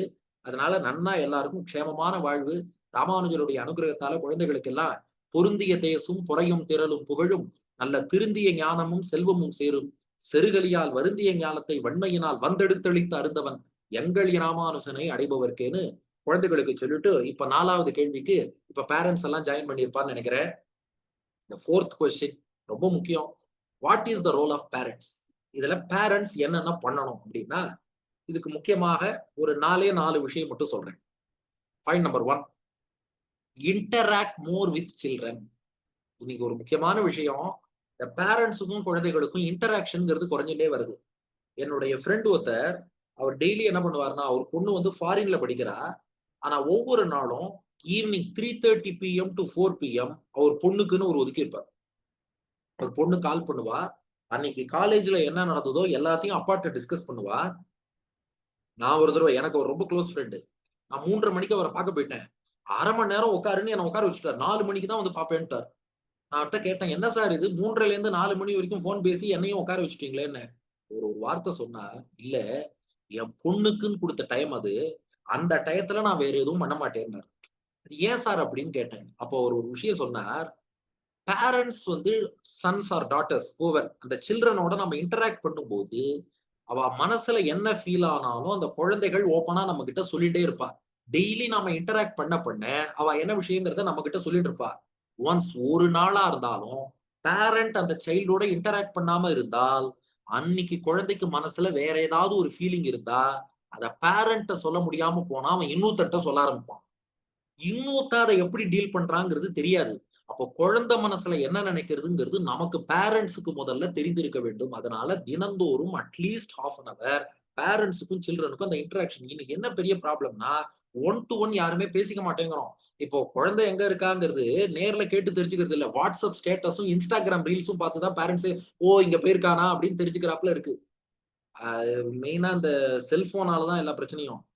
இந்த லேண்ட்லைன் ஃபோன் இருந்த வரைக்கும், லேண்ட்லைன் ஃபோன் அடிச்சதுன்னா, குடும்பமே லேண்ட்லைன் ஃபோன நோக்கி கன்வெர்ஜ் ஆயி ஓடி வரும். ஆஹா! ஃபோன் அடிக்கிறது, எல்லாரும் ஃபோன நோக்கி தானே வருவா. இப்போ ஒருத்தர் கையில தனித்தனி செல்ஃபோன் வச்சுட்டு இருக்கா. செல்ஃபோன் அடிச்சா, அவ ஓடுறா. அப்பா வாசலுக்கு ஓடுறார், பையன் கொல்லைக்கு ஓடுறான், அம்மா கிச்சனுக்கு ஓடுறா, பொண்ணு மொட்டை மாடிக்கு ஓடுறா. செல்ஃபோன் அடிச்சா அவ டைரக்ஷன்ல ஓடிடுறா. இது குடும்பத்தையே பிரிச்சு விட்டுடுறது. 4 பேர் குடும்பத்துல உட்கார்ந்திருக்கா. 4 பேரும் கையில செல்ஃபோன் வச்சுன்னு 4 தனி உலகத்துல இருந்துட்டு இருக்கா. அதனால கொஞ்சம் அந்த டிஜிட்டல் மீடியாக்கு கொஞ்சம் ரெஸ்ட் குடுத்துட்டு, one to one interaction. More of parents with children பேசினா தான், அவாளுக்கு என்ன ப்ராப்ளம்? இப்போ நாம இவ்ளோ வொர்க் ஷாப் இவ்வளவு சூப்பரா அதுவும் அடிக்கடி சொல்றது, நம்ம எஸ்டிடி பாடசாலாவும் சரி, சிட்டி டேல்ஸும் சரி, ராமானுஜ சம்பிரதாயத்துக்கு நான் அவள போல பண்ண முடியாது. இன்னைக்கு வந்து ஜெனரலா சனாதன தர்மத்த குடுக்கிறதுங்கிறது நெறைய பேர் பண்ணிடுறா. பட் ஜெனரல் சனாதன தர்மம் குடுத்தா மட்டும் போதாது. என்னுடைய அந்த ட்ரெடிஷன் என்னன்னு ராமானுஜருக்கு பண்ணணும்னா, எம்பெருமானாருக்கு ஒரு சிட்டி டேல்ஸும், எஸ்டிடி பாடசாலாவும் வேணும். அவ தான் ராமானுஜருக்கு அத பண்றா. குழந்தைகளுக்கு அது போய் சேரணும். எதுக்கு சொல்றேன்னா, இந்த வொர்க் ஷாப் வந்தது. நீங்க எல்லாரும் பார்ட்டிசிபேட் பண்ணிட்டு பட் ஸ்டில் அந்த குழந்தைகளுக்கு என்ன ப்ராப்ளம்? அவள்ட்ட என்ன கேள்வி இருக்கு? இப்ப நம்ம எஸ்டிடி பாடசாலை, டீட்டெயில்ஸ்ல அந்த கொஸ்டின்ஸ போடுங்கன்னு சொன்னாலும், சில குழந்தைகள் ஹெசிடேட் பண்ணுவா. பேரண்ட்ஸ் கிட்ட மட்டும் தான் தே வில் ஓப்பன் அப். என் மனசுல இந்த கேள்வி இருக்குன்னு அவ சொல்லுவா. அத இன்டராக்ட் பண்ணும்போது, ஓஹோ! குழந்தைக்கு இந்த விஷயத்துல சந்தேகம். பேரண்ட்ஸ்க்கு தெரிஞ்சா அவாளே சொல்லலாம். இல்லையா தெரிஞ்சவா கிட்ட கேட்டு சொல்லலாம். அப்போ பேரண்ட்ஸ் இன்டராக்ட் பண்ணா மட்டும் தான் ஸ்பிரிச்சுவாலிட்டி சம்பிரதாயம் தொடர்பாக குழந்தைகளுக்கு என்ன கேள்வி இருக்கு, அத எப்படி அட்ரஸ் பண்றதுங்கிறது தெரியும். இல்ல இன்னொன்னு ஞாபகம் வச்சுக்கோங்க. நான் அதுல நெகட்டிவும் சொல்லிடுறேன். நாம இன்டராக்ட் பண்ணாம உட்டுட்டோம்னா, இவனுக்கு சம்பிரதாயத்துல உள்ள கேள்விய கேட்காம இருக்க மாட்டான். நம்ம இன்டராக்ட் பண்ணல, அவன் ஃப்ரெண்ட் கிட்ட போய் கேட்பான். ஃப்ரெண்ட் தப்பான ஒரு பதில சொல்லி இவன குழப்புவான். அங்க தான் ப்ராப்ளம் ஆரம்பிக்குது. நெறைய பேர் பாருங்க, நீங்க நெறைய வீட்ல சொல்லுவா, 15 வயசு வரைக்கும் என் பையன் ரொம்ப பக்தியோட இருந்தான். 16வது வயசுலேருந்து திடீர்னு போயிடுத்து. என்ன காரணம்? அவனுக்கு 16வது வயசுல ஒரு கேள்வி வந்திருக்கும். அந்த கேள்விக்கு நாம பதில் சொல்லியிருந்தோம்னா, அது அங்கேயே முடிஞ்சிருக்கும். ஆனா நாம பதில் சொல்லியிருக்க மாட்டோம் அல்லது இன்டராக்ட் பண்ணாம உட்டுருப்போம். அவன் இன்னொருத்தன்ட்ட போய் அந்த கேள்விய கேட்டிருப்பான். அவன் குழப்பி விட்டுருப்பான். அது அப்படியே மனசுல வளர்ந்து அவனுக்கு ஒரு அவர்ஷன உண்டாக்கி இப்படிப்பட்ட ஒரு மாறுதல்ல விட்டுடும். So first thing for parents, please interact more with children. 1. Second thing, இன்றைய குழந்தைகளுக்கு இது நான் சொல்ல வேண்டாம். இந்த டயலாக் சொல்லி சொல்லி புளிச்சு போயிருக்கும். குழந்தைகளுக்கு அட்வைஸ்னா பிடிக்கவே பிடிக்காது. குழந்தைகளுக்கு பிடிக்காத விஷயம் ஒருத்தர் சொல்றாரு பாருங்க. தமிழில் எனக்கு பிடிக்காத வார்த்தை மன்னிப்பு. குழந்தைகளுக்கு பிடிக்காத விஷயம் அட்வைஸ். அறிவுரை சொன்னா குழந்தைகளுக்கு பிடிக்காது. They want ideal examples. சும்மா நாம அட்வைஸ் பண்ணிட்டு நாம ஃபாலோ பண்ணலைன்னா குழந்தைகள் கேட்க மாட்டாங்க. அப்போ குழந்தைய சந்தியாவந்தனம் பண்ணுன்னு சொல்றோம்னா, நாம சந்தியாவந்தனம் பண்ணணும். நாம சந்தியாவந்தனம் பண்ணோம்னா, அத பார்த்துட்டு குழந்தை தான், ஓ! அப்பா ஏதோ பண்றாரேன்னு பக்கத்துல வந்து பண்ணும். நாம திருமணிட்டு இருந்தா, நம்மள பார்த்து குழந்தை தானே திருமணிட்டுக்கும். அதுபோல நாம பண்றது தான் அதுக்கு சிறந்த வழியே ஒழிய, அவன கூப்பிட்டு "இத பாரு நீ அத பண்ணு, இத பண்ணு" சொல்லின்னு இருந்தா யாரும் கேட்க மாட்டா. நான் ஒரு ட்ரூ இன்சிடென்ட் சொல்றேன். என்னுடைய ஃப்ரெண்ட் ஒரு டாக்டர் திருநெல்வேலியில இருக்கார். அவர் டெய்லி திருமணம் நிட்டுப்பார். நல்லா பெருசாவே திருமணம் நிட்டுப்பார். நான் அவர்ட்ட சும்மா கேட்டேன். ஃப்ரெண்டு தானே. சார் டெய்லி திருமணம் நிட்டுக்கிறீங்களே என்ன காரணம்னு கேட்டேன். அவர் கூலா ஒரு ஆன்சர் சொன்னார். My daughter should not make fun of my son in law அதனால திருமணம் நிட்டுக்கிறேன்னாரு. என் பொண்ணு என் மாப்பிள்ளைய பார்த்து கிண்டல் பண்ணக்கூடாது. அதுக்காக திருமணம் நிட்டுக்கிறேன்னாரு. பதில் புரிஞ்சுதா? அவருக்கு 2 பொண்ணு. இவரு என்ன சொன்னார், என் பொண்ணுக்கு நான் கல்யாணம் பண்ணி அவளுக்கு இன்னும் கல்யாணம்லாம் ஆகல. அவர் சொன்னது, என் பொண்ணுக்கு நாளைக்கு கல்யாணம் பண்ணி குடுத்து, அவ கல்யாணம் பண்ணிக்கிற பையன் திருமணம் நிட்டுண்டான்னா, அப்பாவாகிய நான் திருமணம் நிட்டுக்கலேன்னா, மாப்பிள்ளை அவன் மட்டும் திருமணம் நிட்டுண்டா, என் பொண்ணு என்னது இது நெத்தியில 111ன்னு கிண்டல் பண்ணுவா. ஆனா அப்பாவான நானே டெய்லி திருமணம் நிட்டுண்டேன்னா, அத என் பொண்ணு டெய்லி பார்த்துட்டான்னா, நாளைக்கு வரப்போற மாப்பிள்ளை திருமணம் நிட்டுன்னு வந்தான்னா, அவளுக்கு ஆடா தெரியாது. அப்பா தான் எல்லா பொண்ணுக்கும் முதல் ஹீரோ. எங்க அப்பாவே திருமணம் நிட்டுன்னு இருக்கார். அதத்தானே இவரும் நிட்டுன்னு இருக்கார். அது தனியா ஆடா தெரியாது. அப்போ பெரியோர்கள் அந்த அனுஷ்டானத்த ஃபாலோ பண்ணா, குழந்தைகளுக்கு ஆட்டோமேட்டிக்கா ஃபாலோ பண்ணணும்னு தோணும். இப்ப இப்படி யோசிச்சு பாருங்கோ, திரும்ப திரும்ப நம்ம குழந்தைகள் தானே எல்லா ஸ்கூல்லயும் படிக்கிறா. நம்ம குழந்தையும் இன்னொருத்தர போய் கிண்டல் பண்ணும். அப்பாவே திருமணம் நிட்டுன்னு இருக்காருன்னா, அவன் போய் இன்னொருத்தன திருமணம் நிட்டு இருக்கிறவன கிண்டல் பண்ணுவானா? பண்ண மாட்டான். அப்ப நாம எல்லோரும் நம்முடைய அடையாளங்கள கடைபிடிக்க ஆரம்பிச்சா, அடுத்த ஜெனரேஷன்க்கு கிண்டல் பண்ணணுங்கிற எண்ணம் வராது. இது பாயிண்ட் நம்பர் 2. அதுக்கப்புறம் பாயிண்ட் நம்பர் 3 நம்ம குழந்தைகளுக்கு நெறைய விஷயம் சொன்னோம். நேத்திக்கு அந்த 10 கமாண்ட்மெண்ட்ஸ்லாம். அதுல பேரண்ட்ஸோட ரோல் தான் ஜாஸ்தி. இப்போ குழந்தைகள் சாத்து முறையில பங்கேற்கணும், சிற்றஞ்சிறுகாலே வங்கக்கடல் சொல்லணும்னா, அதுக்கு முன்னாடி பெற்றோர் திருவாராதனம் பண்ணணும் இல்லையா? ஆத்திலேயே திருவாராதனம் நடக்கலைன்னா, குழந்தை எங்க போய் சாத்து முறையில சொல்லும்? ஆகையினால பெரியோர்கள் கடைபிடிக்க வேண்டிய அனுஷ்டானங்கள் என்னவோ, அதை அவர்கள் சரியா செஞ்சுன்னு வந்தா தான். இன்னைக்குமே பாருங்க, அந்த முத்து மணிமாலைன்னு சொல்லுவா பாருங்க. அதுல அந்த கன்டினியூட்டில ஒரு சின்ன பீடு மிஸ் ஆனாலும், நெக்ஸ்ட் பீடு அவ்வளவுதான். அது போல பெரியோர்கள் கொண்டு வந்த ட்ரெடிஷன நெக்ஸ்ட் ஜெனரேஷனுக்கு டிரான்ஸ்மிட் பண்ற டிரான்ஸ்மிட்டர்ஸா இருக்கவா யாருன்னா பேரண்ட்ஸ். நல்லா ஞாபகம் வச்சுக்கணும். சனாதன தர்மத்த பரப்புறதுக்கு வேற இன்ஸ்டிடியூஷன் கிடையாது. மத்தவாளுக்கெல்லாம் நெறைய என்ஜிஓ இன்ஸ்டிடியூஷன் இருக்கு. இப்போ ஸ்ரீ வைஷ்ணவ சம்பிரதாயத்தையோ, இந்த சனாதன தர்மத்தையோ பரப்பணும்னா, family is the only institution. இப்ப நான் ஏன் கோவிலுக்கு போறேன்னா, எங்க அப்பா, அம்மா கோவிலுக்கு போனா நானும் போயின்னு இருக்கேன். அவ்வளவுதான். இப்போ ஒருத்தருமே இன்னைக்கு நான் பாசுரம் சொல்றோம்னா என்ன காரணம்? நம்ம பெரியவா சொன்னா நாமும் சொல்றோம்.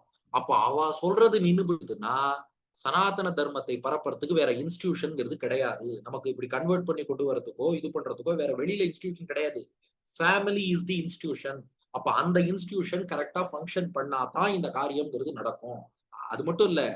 ஆத்துல தினந்தோறும் திருவாராதனம் பண்ணி பாசுரங்கள் சேவிச்சுட்டு இருந்தாலே, அதுக்குன்னு ஒரு டிவைன் பவர் உண்டு. அந்த டிவைன் வைப்ரேஷன் ஆட்டோமேட்டிக்கா குழந்தைக்கு பக்தியை கொண்டு போய் சேர்க்கும். நாரதர் நாராயண நாமம் பாடினார். கர்ப்பத்திலேருந்து கேட்ட பிரகலாதன் பக்தனா பிறந்தான் இல்லையா? அப்ப நாம அத சரியா பண்ணிட்டு இருந்தாலே, அடுத்த தலைமுறை குழந்தை நிச்சயமாக பக்தியோடு பிறக்கும்ங்கிறதுல டவுட்டே வேண்டாம்.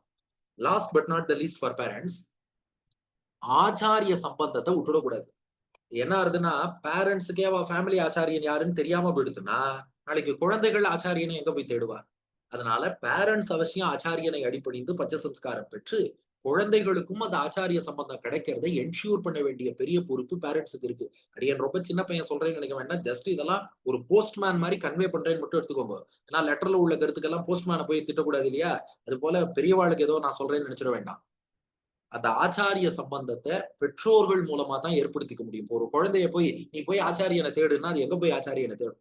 பெற்றோர்கள் தான் இன்னார் ஆச்சாரியன், இன்னார் பெருமாள்ன்னு குழந்தைகளுக்கு காட்டிக் குடுக்கணும். அதனால அந்த ஆச்சாரிய சம்பந்தத்தை ஏற்படுத்துவதுல 100% பேரண்ட்ஸோட ரோல்ங்கிறது ரொம்ப முக்கியமா இருக்கு. கொஞ்ச நேரம் நம்ம பெரியவாளோட இன்டராக்ட் பண்ணாலே, அது நமக்கு மிகப்பெரிய ஞானத்த குடுக்கும். நான் உங்களுக்கு சின்ன எக்ஸாம்பிள் இன்னிக்கு காத்தால நடந்த சம்பவத்த சொல்றேன். அடியேனுடைய ஸ்ரீபாஷ்யாதி ஆச்சாரியன் டாக்டர் ஸ்ரீ வி. கருணாகராச்சார் சுவாமி, அவருக்கு வந்து ஒரு சின்ன ஒரு ஒரு சின்ன கம்ப்ளைண்ட், மெடிக்கல் கம்ப்ளைண்ட். அதுக்காக பக்கத்துல ஒரு ஹாஸ்பிட்டல்ல அவர அட்மிட் பண்ணி, அதுக்கான ட்ரீட்மெண்ட் அவருக்கு பிளட் ஏத்தணும். அதெல்லாம் பண்ணினேன். அடியேன் பக்கத்திலேயே இருந்து அவருக்கு சுশ্ரூஷை என்னென்ன பண்ணணுமோ பண்ணிட்டு இருந்தேன். அப்போ அவர் சொன்னார், ஃபர்ஸ்ட் பாயிண்ட் பிளட் ஏத்தும்போது, தயா சதகம் உட்கார்ந்து பாராயணம் பண்ணுன்னாரு. சரின்னு உட்கார்ந்து தயா சதகம் பாராயணம் பண்ணேன். அப்பப்போ ஒரு ஒரு ஸ்லோகத்துல நிறுத்து. இந்த ஸ்லோகத்துக்கு அர்த்தம் சொல்லுன்னு சாதிச்சார். அவரு கேட்கிற ஸ்லோகத்துக்கு அர்த்தம் சொன்னேன். ஒரு சில ஸ்லோகத்துக்கெல்லாம் இல்ல இதுக்கு இப்படி அர்த்தம் பண்ணலாம்னு சுவாமி சில விசேஷார்த்தம் சாதிச்சார். 2வது பாயிண்ட் பிளட் போட்டா, அப்ப பட்டருடைய ஸ்ரீரங்க ராஜஸ்தவம் பூர்வ சதகம் சேவின்னார். சரின்னு அது சேவிச்சேன். அதுல ஆலோகா ஹிருதயாலவகான்னு ஒரு ஸ்லோகம். இதுவும் பாருங்க, இது இன்னொரு அசைன்மென்ட் குழந்தைகளுக்கு. பராசர பட்டருடைய ஸ்ரீரங்கராஜ ஸ்தவத்துல 72வது ஸ்லோகம். ஆலோகா ஹிருதயாலவகா. நம்பெருமாள் புறப்பாட்டுல இந்த ஸ்லோகத்தை சேவிச்சு அனுபவிக்கணும். அப்படிப்பட்ட ஒரு ஸ்லோகம். அவர் என்ன சொல்றார், ஸ்ரீரங்கநாதன் அப்படியே பாக்குறாரா நம்மள. அந்த பார்வை இருக்கே, அது அப்படியே நம்ம உள்ளத்தை எல்லாம் கொள்ளை கொண்டு போறது. அவருடைய அந்த அவருடைய புன்னகை இருக்கே, அவன்தான் தலைவன்கிறத நம்பெருமாளுடைய புன்னகை காட்டுகிறது. பெருமாளுடைய அந்த அருள் இருக்கே, நம் உள்ளத்தை எல்லாம் நனைக்கிறது. அவனுடைய நடை இருக்கே, நம் கண்களை திருடி செல்கிறது. பெருமாள் அப்படி அனுபவிச்சு அனுபவிச்சு அந்த ஸ்லோகம் பெட்டர் பாடியிருக்காரு. அதுக்கு அர்த்தம் சொன்னார். நீங்க சொல்லுங்க, இத நாம போய் உட்கார்ந்து ஸ்ரீரங்க ராஜஸ்தவத்துக்கு அர்த்தம் கத்துக்கணும்னு சொல்லி நாம இதுக்குன்னு எஃபர்ட் எடுத்தோம்னா நம்ம என்ன சொல்லுவோம்? டைம் இல்லைன்னு விட்டுடுவோம். ஆச்சாரிய கைங்கரியம் கிடைக்கிறதுன்னு போய் பக்கத்துல உட்கார்ந்தேன். போய் உட்கார்ந்ததன் விளைவு இன்னைக்கு இத்தனை விசேஷார்த்தங்கள் எனக்கு சுவாமி சொல்லி அனுப்பினார். அப்ப இதுல இருந்து என்ன புரியுது? ஆச்சாரியனோட கொஞ்ச நேரம் நாம டச்ல இருந்தோம்னா அதுவே நமக்கு பெரிய ஞானத்தை கொடுக்கும். பட் அது குழந்தைகளுக்கு ஏற்படணும்னா அது பெற்றோர்களுடைய ரோல் தான் முக்கியமா இருக்கு. அதனால first thing interaction, second ideal demonstration, number 3 institution functioning as an institution, number 4 initiation, 4 eyes for our eyes. குழந்தைகள் தான் நமக்கு கண்கள். அதுக்காக 4 eyes. 1 interaction, 2 ideal demonstration, 3 institution, 4 initiation for ஆச்சாரிய சம்பந்தம். இது பேரண்ட்ஸுக்கு சொல்லி பிரார்த்தனை செய்து கொண்டு இன்றைய இந்த ஒர்க் ஷாப்பை பூர்த்தி பண்றோம். இனி நாளைய தினம் கியூரியஸ் மைண்ட்ஸ் ஃபார் Q&A. இப்போ உங்களுக்கு நிறைய இதுல கேள்விகள் இருக்கும்.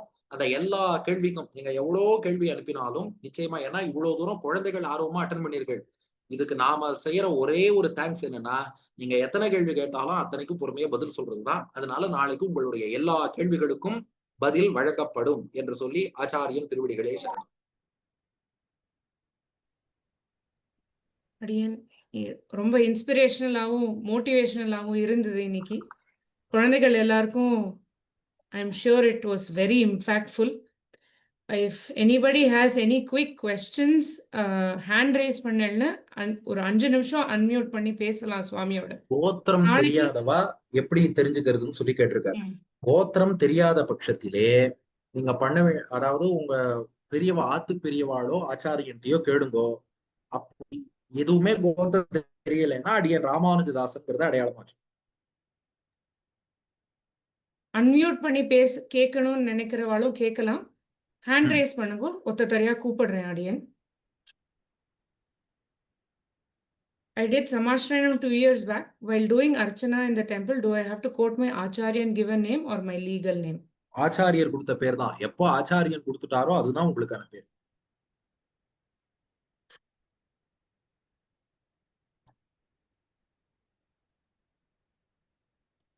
குழந்தைகள் யாராவது அன்மியூட் பண்ணி நீங்க பேசுறதுன்னா கேட்க ஆர்வமா இருங்க. நான் பேசுனது ரொம்ப நேரமா நீங்க கேட்டிருக்கீங்க, பாவம், நீங்க பேசுங்க.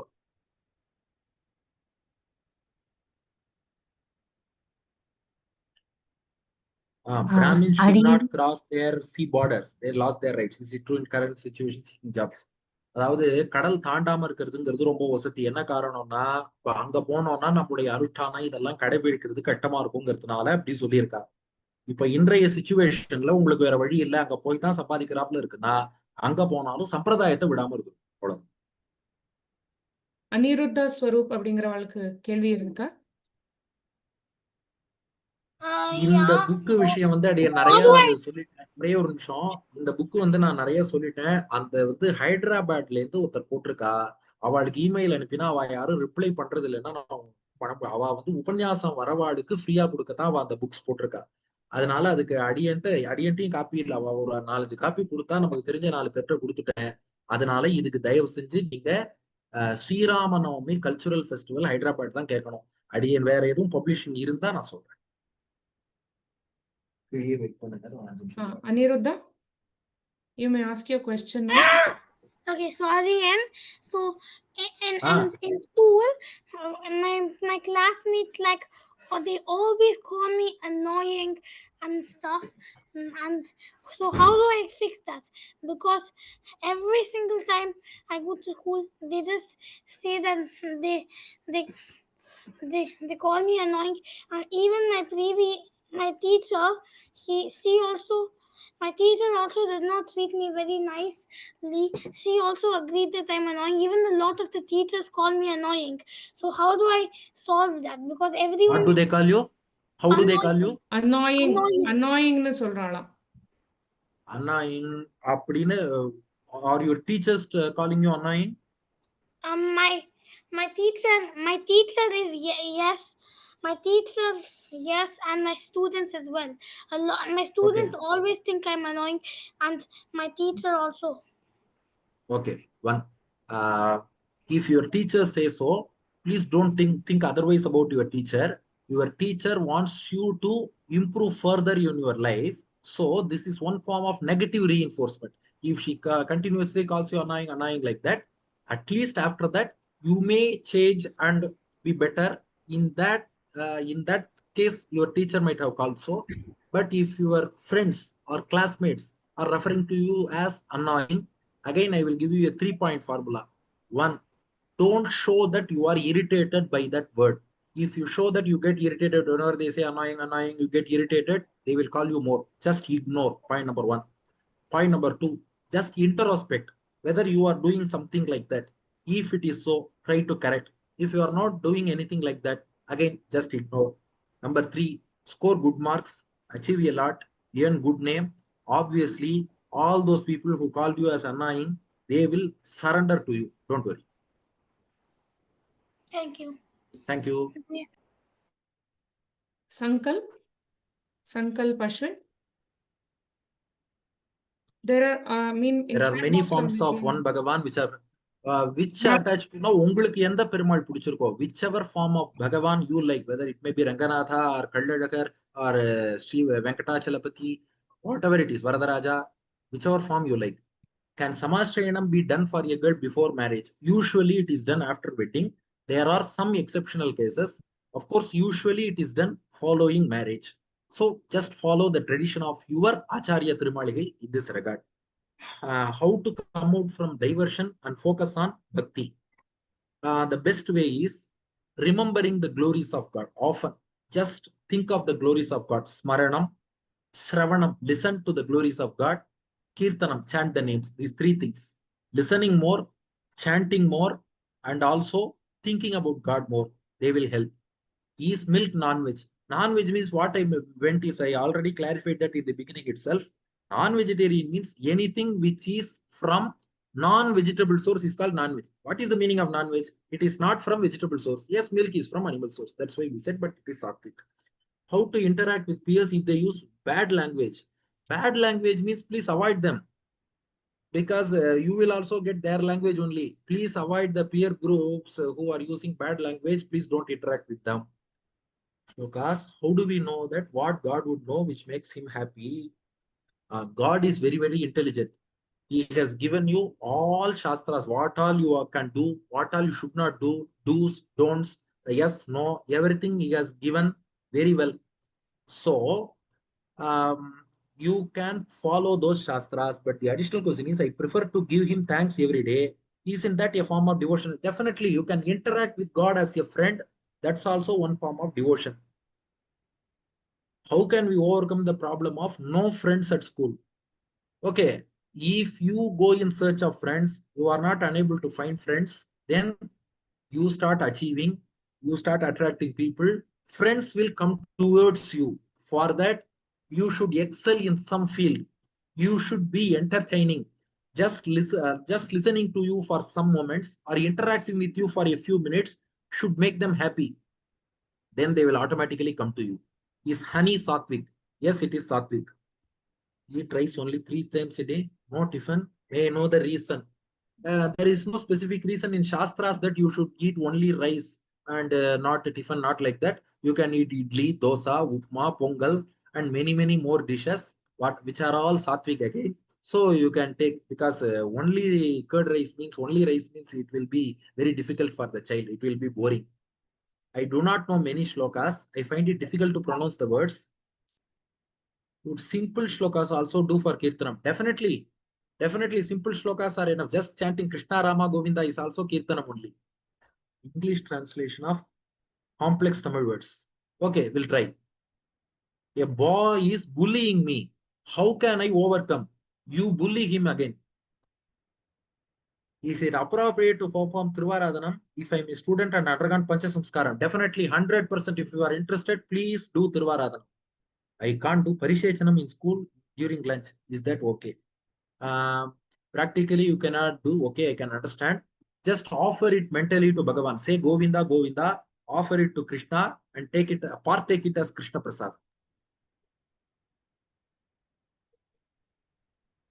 Why Rama is the best God? I got into Aha. this argument on Sri Ram Navami while Why drinking Rama Panagam. sent Sita to forest? I have given a detailed explanation in my Upanyasam on Raman Yattanai Ramanadi, the 32 Ramas. You can see the detailed explanation. Why Rama sent Sita to forest? What is the agreement between Sita and Rama? Everything is there. So again, this is what can we say? We are less informed about these things. Everything, the explanation is there in Valmiki Ramayanam, Uttarakandam itself. I have given that. How to do Aradhanam to Perumal if we are staying in hostel or abroad, wherever you can have Salagrama Tirumeni of Bhagavan and perform simple puja. Just offer Argyam, Padyam, Achamaniyam. Argyam to wash the hands of Lord, Padyam to wash the feet of Lord, and Achamaniyam to wash the lips of Lord. And then have some sandal paste, Chandan, apply Chandan, offer flowers and Tulasi, offer Nevedyam, chant Pasurams, and conclude Thiruvaradhanam, partaking the holy water of Perumal.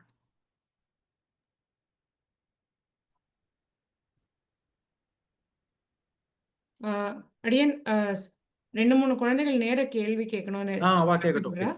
Please. Chat boxல the Chat others box can வந்தா நம்ம continue to நாளைக்கு send answer the பண்ணுவோம். நேர்ல questions. இன்ட்ரஸ்டடா கேக்குறவா கேட்கலாம். சேலம் பிரதாப். சுவாமி அடியேன் தாசன் நமஸ்காரம் சுவாமி. அடியன் சுவாமி சமாசிரியம் பண்ணதுக்கு அப்புறம் ஜாதகம் வந்து நமக்கு ஒர்க் ஆகுமா ஆகாதா சுவாமி? பராசர பட்டர் என்ன சொல்லியிருக்காருன்னா, இந்த ஜோசியம்ங்கிறதே ஏகாதசி அன்னைக்கு, அமாவாசை அன்னைக்கு, கிரகண அன்னைக்குன்னு முன்னாடி தெரிஞ்சுக்கிறதுக்கு தானே ஒழிய லைஃபை ப்ரெடிக்ட் பண்றதுக்கு கிடையாதுன்னு தான் பராசர பட்டர் சொல்லியிருக்காரு. அதனால நீங்க அதை வச்சு ப்ரிடிக்ஷன் நினைக்க வேண்டாம். நம்ம என்ன கர்மா பண்றோமோ அதை பொறுத்து பெருமாள் நமக்கு கொடுக்கறது தான் லைஃப். அதனால நீங்க அதை பத்தி பெருசா கவலைப்பட வேண்டாங்கிறதா ஆச்சாரியர்கள் திருவுள்ளம். நன்றி சுவாமி. சங்கல்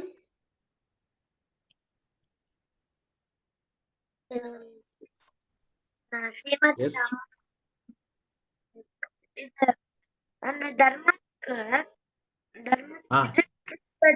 it explores its connectivity in individual identity, personal pride, and daily life practices.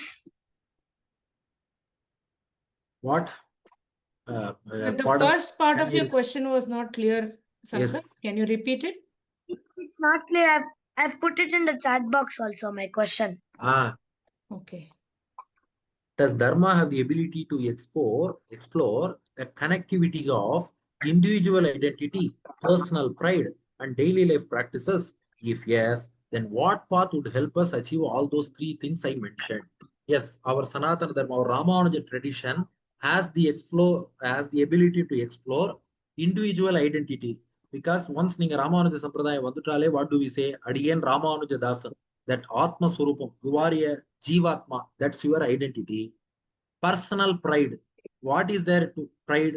நம்ம பாடியில உடம்பு ரீதியா எதுவும் நம்ம பெருமைப்படுறோம்னு அர்த்தம் இல்லை. அடியன் ராமானுஜதாசன் இந்த ஆச்சாரியனுக்கு சிஷ்யன்கிறதுல பெருமைப்படுறோம், பெருமாளுடைய பக்தன்கிறதுல பெருமைப்படுறோம். அதோட டெய்லி லைஃப் பிராக்டிசஸ். பெருமாளுக்கு தொண்டன்னு சொன்னா நாம அவருக்கு தானே சர்வீஸ் பண்ணணும். If we are the servant has to serve the master. So obviously you perform devotional service to Bhagavan. So your identity is Ramanujadasa. Your personal pride is you are the disciple of your Acharya, and the daily activity is you serve Bhagavan. All 3 join together in our Sri Vaishnava tradition. In our Sri Vaishnava tradition alone, our philosophy and religion both are same. You being the grandson of Srimati Bhama Suresh, your grandmother will tell you more. Our philosophy, religion, both are same for us. As per philosophy, this Jivatma is subservient to Paramatma. As per religion, we are all servants of Sriman Narayana. So our philosophy, religion, both are same for us. So all points converge here. Yes, Sankar. அதுக்கு success reach பண்றதுக்கு self belief அப்புறம் ரொம்ப effort கொடுக்கணுமா? Self பிலீஃபும் எஃபோர்ட்டும் எப்போதுமே வேணும். அதோட பகவான் அனுகிரகமும் வேணும். இப்ப இங்கேயே கேட்கறா பாருங்களேன், பீயிங் ஹம்பிள்னு சம்பிரதாயத்துல சொல்றேன், பீயிங் கான்பிடென்ட் இருக்கு. என்ன ப்ராப்ளம்னா, ஹம்பிளா இருந்தா கான்பிடென்டா இருக்க கூடாதுன்னு அர்த்தமே இல்லையே. நல்ல கான்பிடன்ஸ் இருக்கலாம், கான்பிடன்ஸோட ஹம்பிளா இருக்கும். கான்பிடன்ஸோட அரகண்டா தான் மாறிடக்கூடாது. என்னால முடியும்னு சொல்றதுல தப்பு இல்ல. என்னால மட்டும் தான் முடியும்னு சொல்லக்கூடாது. We will take one Sandhya. last question from Harinandan. Sankalp, remaining questions can you post in the chat box? We will share it with Swami and he will have a detailed discussion tomorrow. Okay, Sankalp? Thank you. Yes. Harinandan, Daniel. you can Daniel. ask your question now. The others அடியே post their நான் post in the சந்தியாவதனம் chat. 11 இயர்ஸா பண்ணிட்டு இருக்கேன் திரிகாலமும். ஆனா ஒரு புஸ்தகத்திலயும் வேற வேற மாதிரி போட்டிருக்கா மந்திரங்கள். அஹோபில மட்டம் புஸ்தகம் அதுலயே சிலது வேற வேற மாதிரி ஸ்லோகங்கள் இருக்கு, எக்ஸ்ட்ராவா இருக்கு. சில இதுல யூடியூப்லயும் சிலது எக்ஸ்ட்ராவா சொல்றா. அப்புறம் ஓகே. சில எல்லாம் அங்கன்யாசம் கரன்யாசம் இல்ல எக்ஸ்ட்ராவா போட்டிருக்கா. இல்ல எது இல்ல ஃபாலோ நீங்க வந்து எந்த சம்பிரதாயம்? அஹோபில மட்டம். அப்படின்னா உங்களுக்கு வந்து அஹோபில மட்டத்துக்கு 45ஆம் பட்டம் அழிசிங்கர் ஒரு ஆன்மீக கிரந்தம் பண்ணியிருக்காரு. அந்த ஆன்மீக கிரந்தம் மட்டும் ஒரு தடவை ரெஃபர் பண்ணுங்க. அதுதான் வந்து தி என்சைக்ளோபீடியா. சரி. நீங்க அத வந்து ஒரு தடவை ரெஃபர் பண்ணுங்க. நீங்க ஏன்னா you seem to be well informed. நீங்க நிறைய புக்ஸ் வாசிச்சிருக்கேங்கிறது தெரியுது. So you will be able to follow that. 45ஆம் பட்டம் அழகிசிங்கருடைய ஆன்மீக கிரந்தம் அது வந்து அஹோபில மடத்து சிஷ்யாளுக்கு அது வந்து the best encyclopedia for any reference. அது பண்ணிக்கோங்க. பிளஸ் ரெண்டாவது ஒண்ணு என்னோட ஹம்பிள் சஜஷன், உங்க ஆத்து வாத்தியார்னு ஒருத்தர் இருப்பார். அவரை ஒரு தடவை உங்களுக்கு எதிரில் அவரை சந்தியாவந்தனம் பண்ண சொல்லி ஒரு தடவை நீங்க பார்த்துட்டேன்னா நீங்க நெக்ஸ்ட் டைம்ல இருந்து நீங்களே பண்ணுங்க. சரி. அப்புறமா இன்னொன்னு அப்பா டெய்லியும் thanks for the Perumal question. அண்ணா சந்தியாவந்தனம் பத்தி இவ்வளவு இன்ட்ரெஸ்டிங்கா கேட்டதுக்கே ஹேட்ஸ் ஆஃப். அது இன்னொரு விஷயம், அப்பா வந்து டெய்லியும் பெருமாளுக்கு பண்றா. எனக்கு இன்னும் கொஞ்சம் டீட்டெயிலா கத்துக்கணும். இந்த மாதிரி நம்ம பெருமாளுக்கு என்னென்ன பண்ணணும் டீடைல் ஸ்டெப்ஸ். ஏன்னா டைம் நிறைய இருக்கு காலம்புற பண்ணுறதுக்கும். அதனால ஏதாவது ஒரு புஸ்தகம் மாட்டம் சொன்னீங்கன்னா திருப்பாவை டீடைலா சொல்லிட்டே இருக்கா? திருப்பாவை சொல்றா டெய்லி? கத்துன்னு இருக்கேன், இப்பதான் கத்துன்னு இருக்கேன். வேதமும் கத்துன்னு இருக்கேன். திருப்பாவை சொல்லுங்க. திருப்பாவைக்குள்ளேயே 6 இருக்கு. முதல் ஸ்டெப் பெருமாளை திருவாராதனத்துக்கு வான்னு கூப்பிடணும். கோப்புடைய சீரிய சிங்காசனத்திலிருந்து யாம் வந்த காரியம் ஆராய்ந்து அருளேலோர் எம்பாவாய். 1. 2 பெருமாளுக்கு திருமஞ்சனம் பண்ணணும். மாலே மணிவண்ணா மார்கழி நீராடுவான். அதுக்கப்புறம் பெருமாளுக்கு அலங்காரம் பண்ணணும். சூடகமே தோல்வழகே தோடே செவிப்பூவே பாடகமே என்றனைய பல்கலனும் யாமணிவோம் ஆடை உடுப்போம்.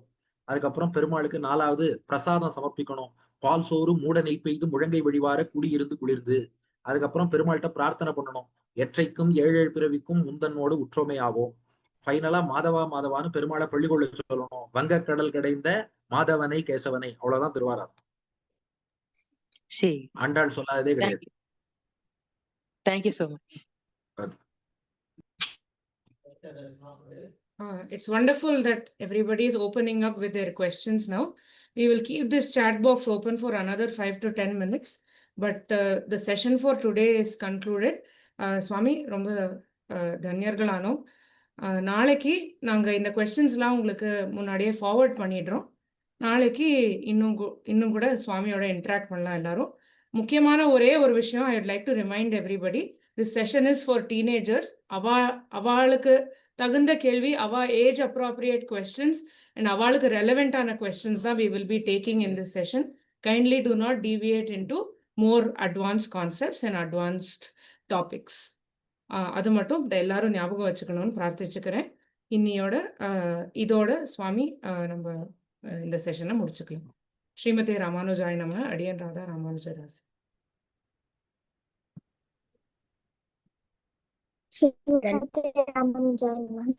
ரிப்பீட் த ஹோம்வொர்க்ஸ்னு கேட்டிருக்காரு. ஹோம்வொர்க் என்ன சொன்னேன்னா, விஷ்ணு புராணத்துல 2வது அம்சம் 3வது அத்தியாயம் 24வது ஸ்லோகம் பார்க்க சொன்னேன். அதுக்கப்புறம் இன்னொரு ஹோம்வொர்க் என்ன சொன்னேன்னா, என்னுடைய ஒரு வீடியோ பார்க்க சொன்னேன். CERN சயின்டிஸ்ட் ஒருத்தரோட இன்டராக்ட் பண்ணியிருக்கேன். Interaction with a CERN scientist. அதுல வந்து பார்ட்டிகிள் பிசிக்ஸ் அண்ட் விசிஷ்டாத்வைதான். அதுக்கப்புறம் இன்னொன்னு என்ன சொன்னேன், பாகவதத்துல வேக்சினேஷன் பத்தி ஒரு ஸ்லோகம் இருக்கு. அது என்ன ஸ்லோகம் அப்படின்னு கண்டுபிடிங்கன்னு இருக்கேன். இது பாருங்க. ஓகேயா?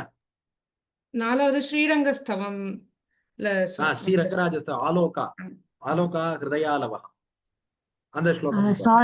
சாரி கேட்கறதுக்கு கொஞ்சம் அத போஸ்ட் பண்ண முடியுமா அனுப்புறோம் சாட்ல?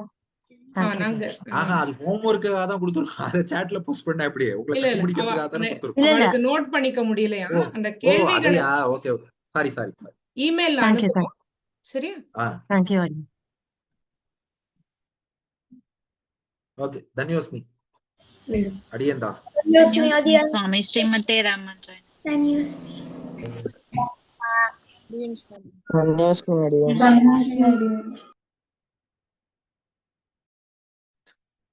தன்யோஸ்மி அடியேன். என்ன சொல்லணும்?